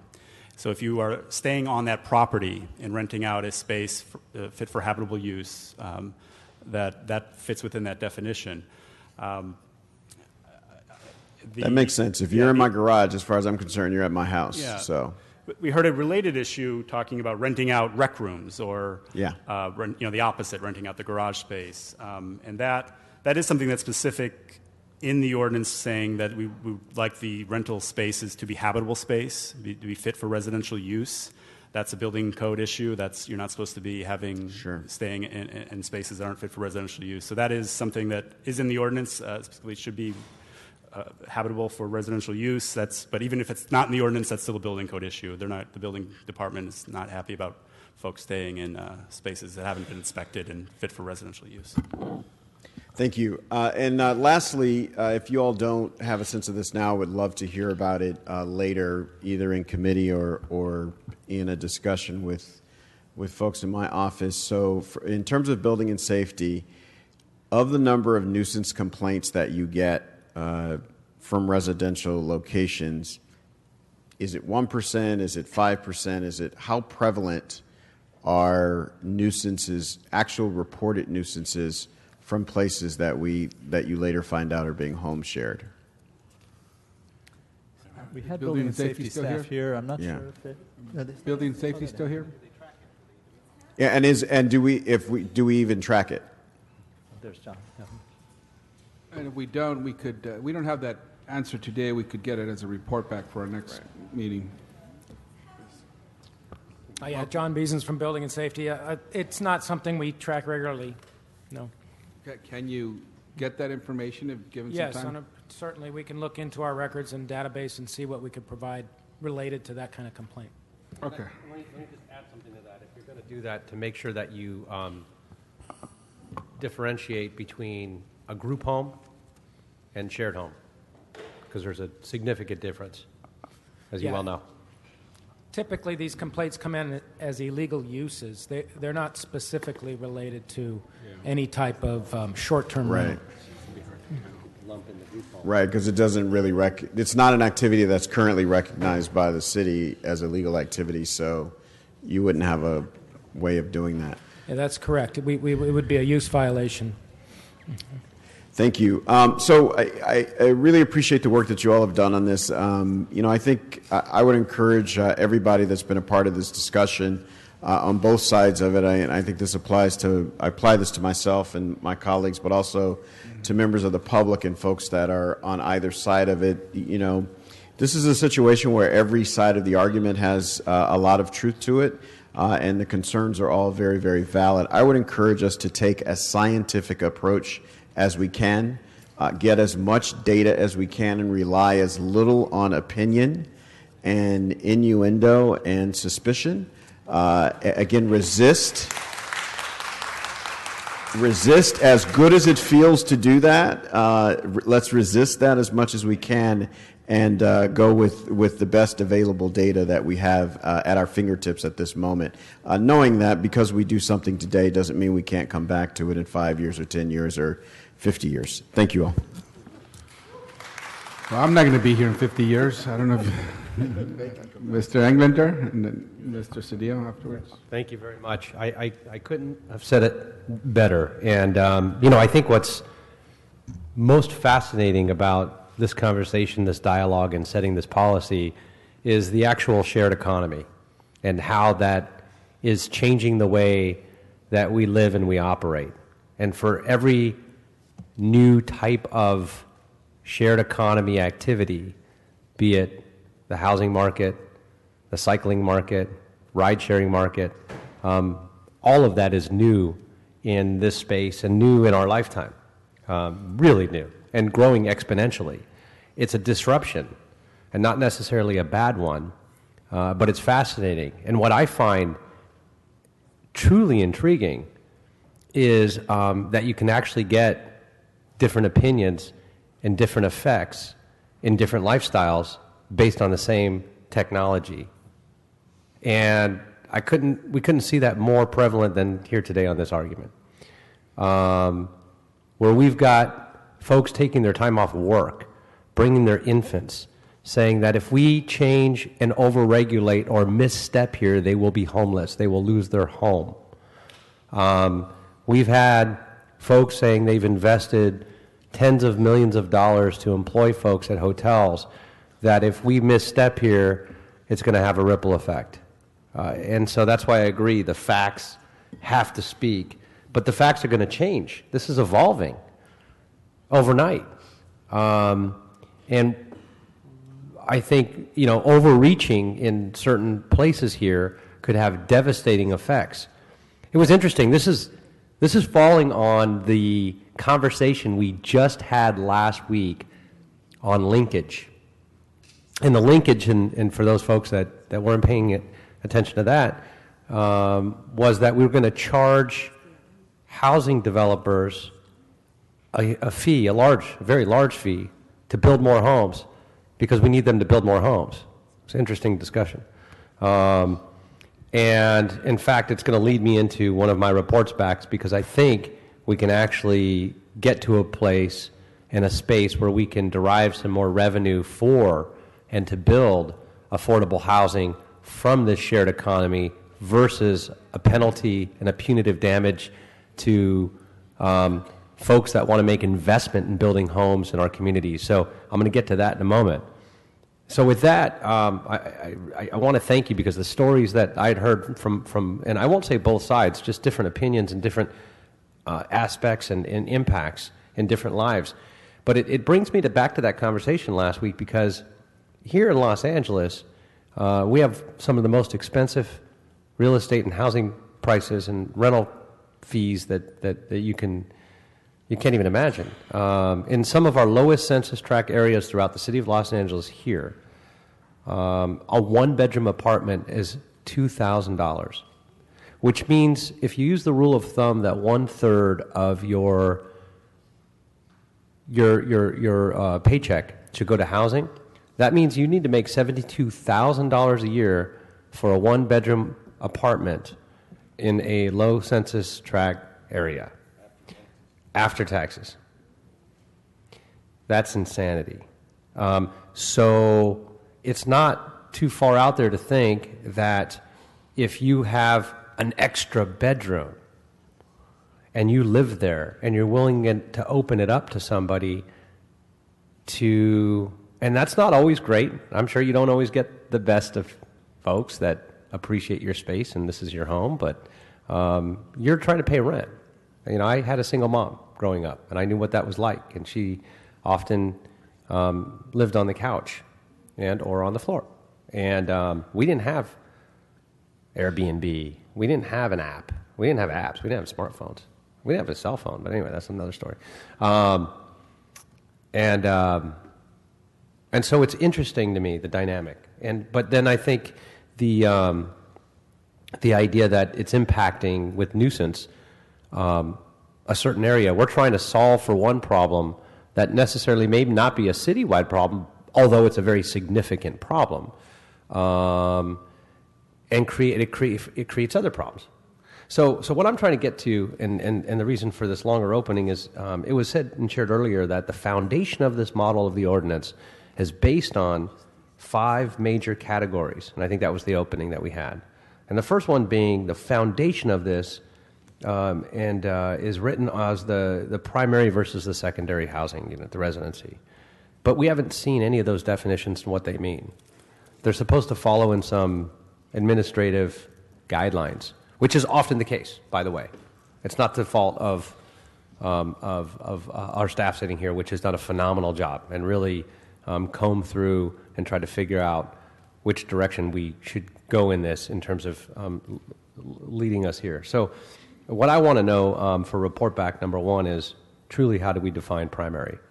Because I think for every good law we write, there's a crack and a crevice somewhere. There's a hole somewhere. If you've got many family members, they can all have different primary residence, and I want to really do a deep dive into figuring out what that means. What's a primary residence? I think if that's what the foundation of this was built on. And then I think we lead into the discussion of if we have a primary residence and they're truly living there, and we've established that, I think it goes back to the question, it begs the question, why on earth would you cap it? I'm not sure. And so I'm trying to figure that out, and I think it's just really based on that. So I think you mentioned also the best practices, and one of the things I'd like to see in a study back on best practices.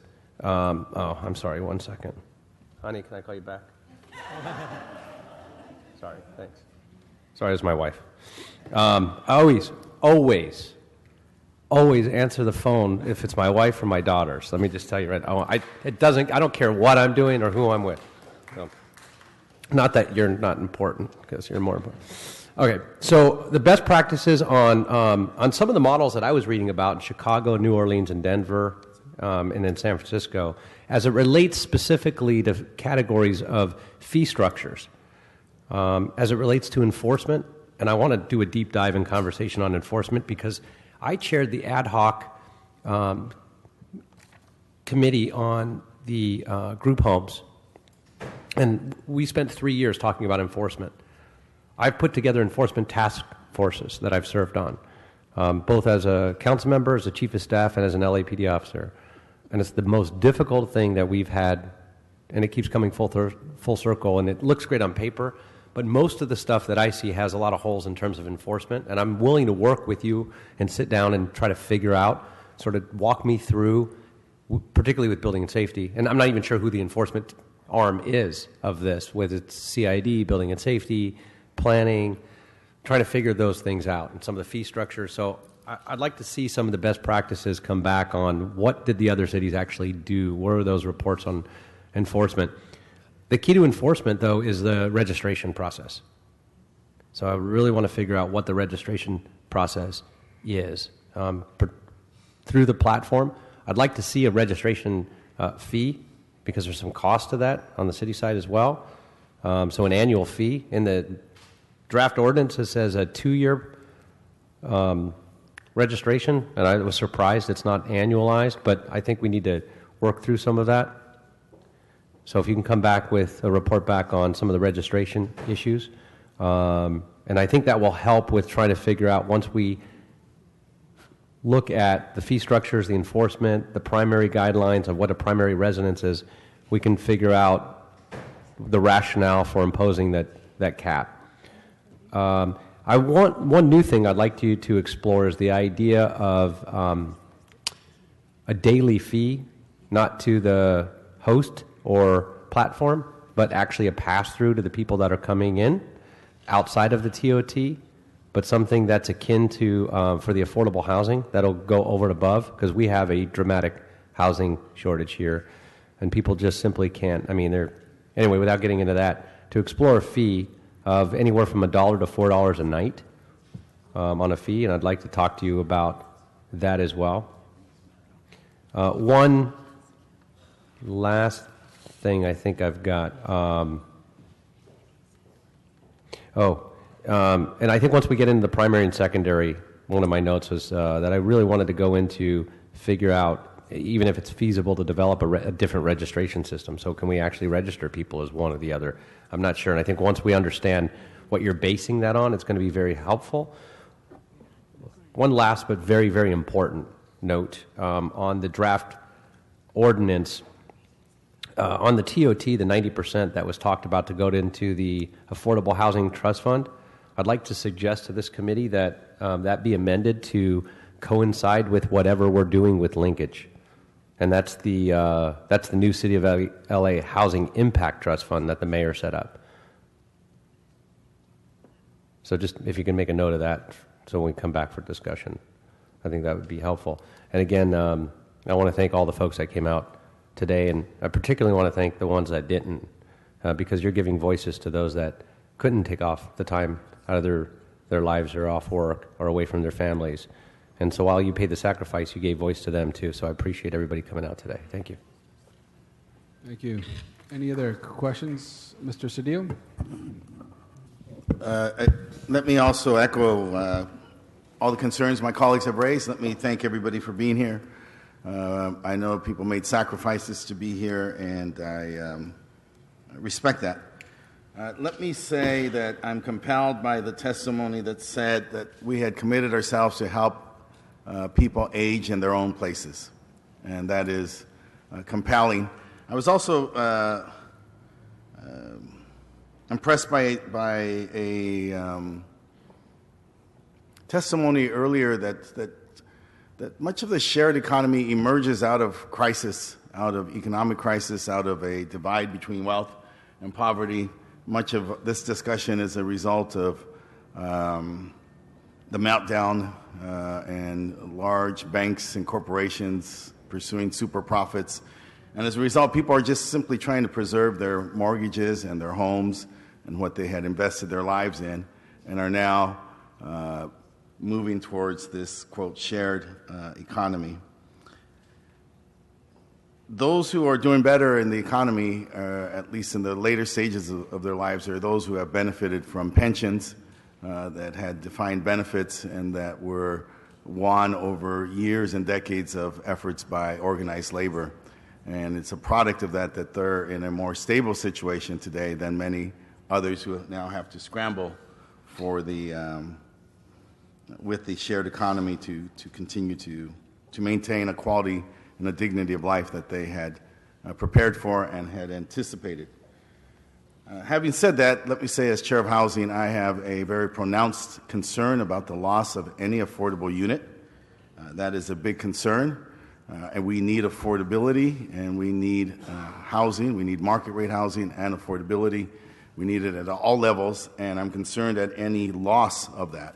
There are some arguments that this shared economy has a causal effect on the loss of affordability. I've not seen that. That's a question that I would ask you to look at. I believe that the loss of affordability comes from abuses that we see. We don't have enough stock. In part, we don't have enough stock because it's difficult to build, and it takes a long time to build, and it's very costly. But we also have people who are playing around in this crisis that we have. We have an abuse of the Alice Act. We have an abuse of CEQA. We have a Costa-Hawkins legislation that has to be reviewed and reevaluated and perhaps rewritten. And those have, I believe, more significant and more causal impact on displacement than the subject that's being discussed here. In fact, arguably, we heard today people say that it's the shared economy that permits them to maintain the quality of their life, maintain their housing as it is. And so therefore, we should look to solutions that are more focused on the problems. if there's an abuse, then we should temper or control or regulate the abuse. And so some of the responses seem arbitrary to me, as my colleagues have also mentioned. The number of days that we limit. I think we need to look at this question. If 92% are under 90 days, then are under 180 days, then what's the impact of the 8%? Or is that hosted or unhosted would be the question I would ask with respect to the 8%. And what ability do we have to protect those households, those families, those hosts who are simply in their homes year-round and are having guests as a way of protecting their mortgages, their homes, their stability. 8% is a number that may seem small, but it's significant to the 8%. And so we should look at that so that we're crafting solutions that are addressed to the problem. There is a discussion that there is a cause of displacement and that affordability is impacted. This fee that Mr. Englander has suggested should be looked at as a solution for the question of affordability, or not particularly the only solution, but part of another tool in a toolbox, looking at linkage fee, looking at this fee, looking at others, that would help us address the question of affordability in this city. And so we need to get out of the silos. We go from committee to committee to committee during the week, and we're talking about the same problem. This city has a problem of a divide between wealth and poverty. We are a high rent and low income city. And so if we are low income, then the solution to that are unionized jobs, raising the minimum wage, and then making sure that we have products that are affordable. Affordability has two sides to it. One is the cost, and one is the income. And so we need to look at those. Finally, I think some of the other concerns could be addressed with more specific responses that seem to me to be less arbitrary. We should look at density restrictions. If we want to preserve the quality of neighborhoods, then we should look at the number of hosts that we allow per neighborhood. That seems to be something more tailored to a resolution of concern for protecting the character of neighborhoods than some arbitrary number of 180 days. We should look to the restrictions. I'm not quite sure why we would restrict low-income tenants from participating in the shared economy. If there is a benefit, then why do we deny that benefit to those who have less resources? It just seems to me to be arbitrary. I know there are assertions that somehow this impacts affordability, but we need to see a causal nexus to that. We need to look at, for those, in terms of those small percentages where there are abuses, nuisances, etc., that it seems to me two factors would deter that. One would be a host that's present, and second would be, as somebody had suggested, severe penalties. When somebody puts up $1,000 or $2,000 and their person tells them they've got to be quiet between 10 and 8 in the morning, that's a pretty high cost for a ruckus. And so those are things to me that would seem to be more specifically tailored to concerns that have been raised rather than the kind of broad brush or the newly proposed ordinance would suggest, that these seem to be a little more specific to concerns that have been raised. Thank you, Mr. Cedillo. Any other questions or comments? Great. So thank you. With that, we will continue this item. We do have a motion for item number 6 to move to adopt the motion that deals with short-term rentals, particularly with enforcement. On item 7, we will instruct planning with the assistance from HCAD to report back with analysis of the current state of short-term rentals in the city, including but not limited to the percentage of impacted housing units, concentration areas citywide, and percentage of covenanted affordable housing and rent-stabilized units by council district. Instruct CEO with the assistance from planning to report back on the potential revenue impact consistent with the proposed draft regulations and variations thereof. Also, there's some report backs from Marquise Harris Dawson requested information with respect to how many of these nuisance calls were based upon short-term rentals. To your best your ability, if you could do that. There are also some issues that Mr. Englander raised. We'll incorporate those in our instructions, and any that Mr. Cedillo and Mr. Price raised as well. So. And we will see you back early July, early August, late July, early August. We are in council recess, as you know, so we will not be able to hear this item any sooner. Any other questions or comments from committee members? No? Okay, that'll be the action of this committee. Thank you very much. Next item, please, Mr. Mejia. There are no public comment cards. Any other items on the agenda? Seeing none, this meeting is adjourned. Thank you very much.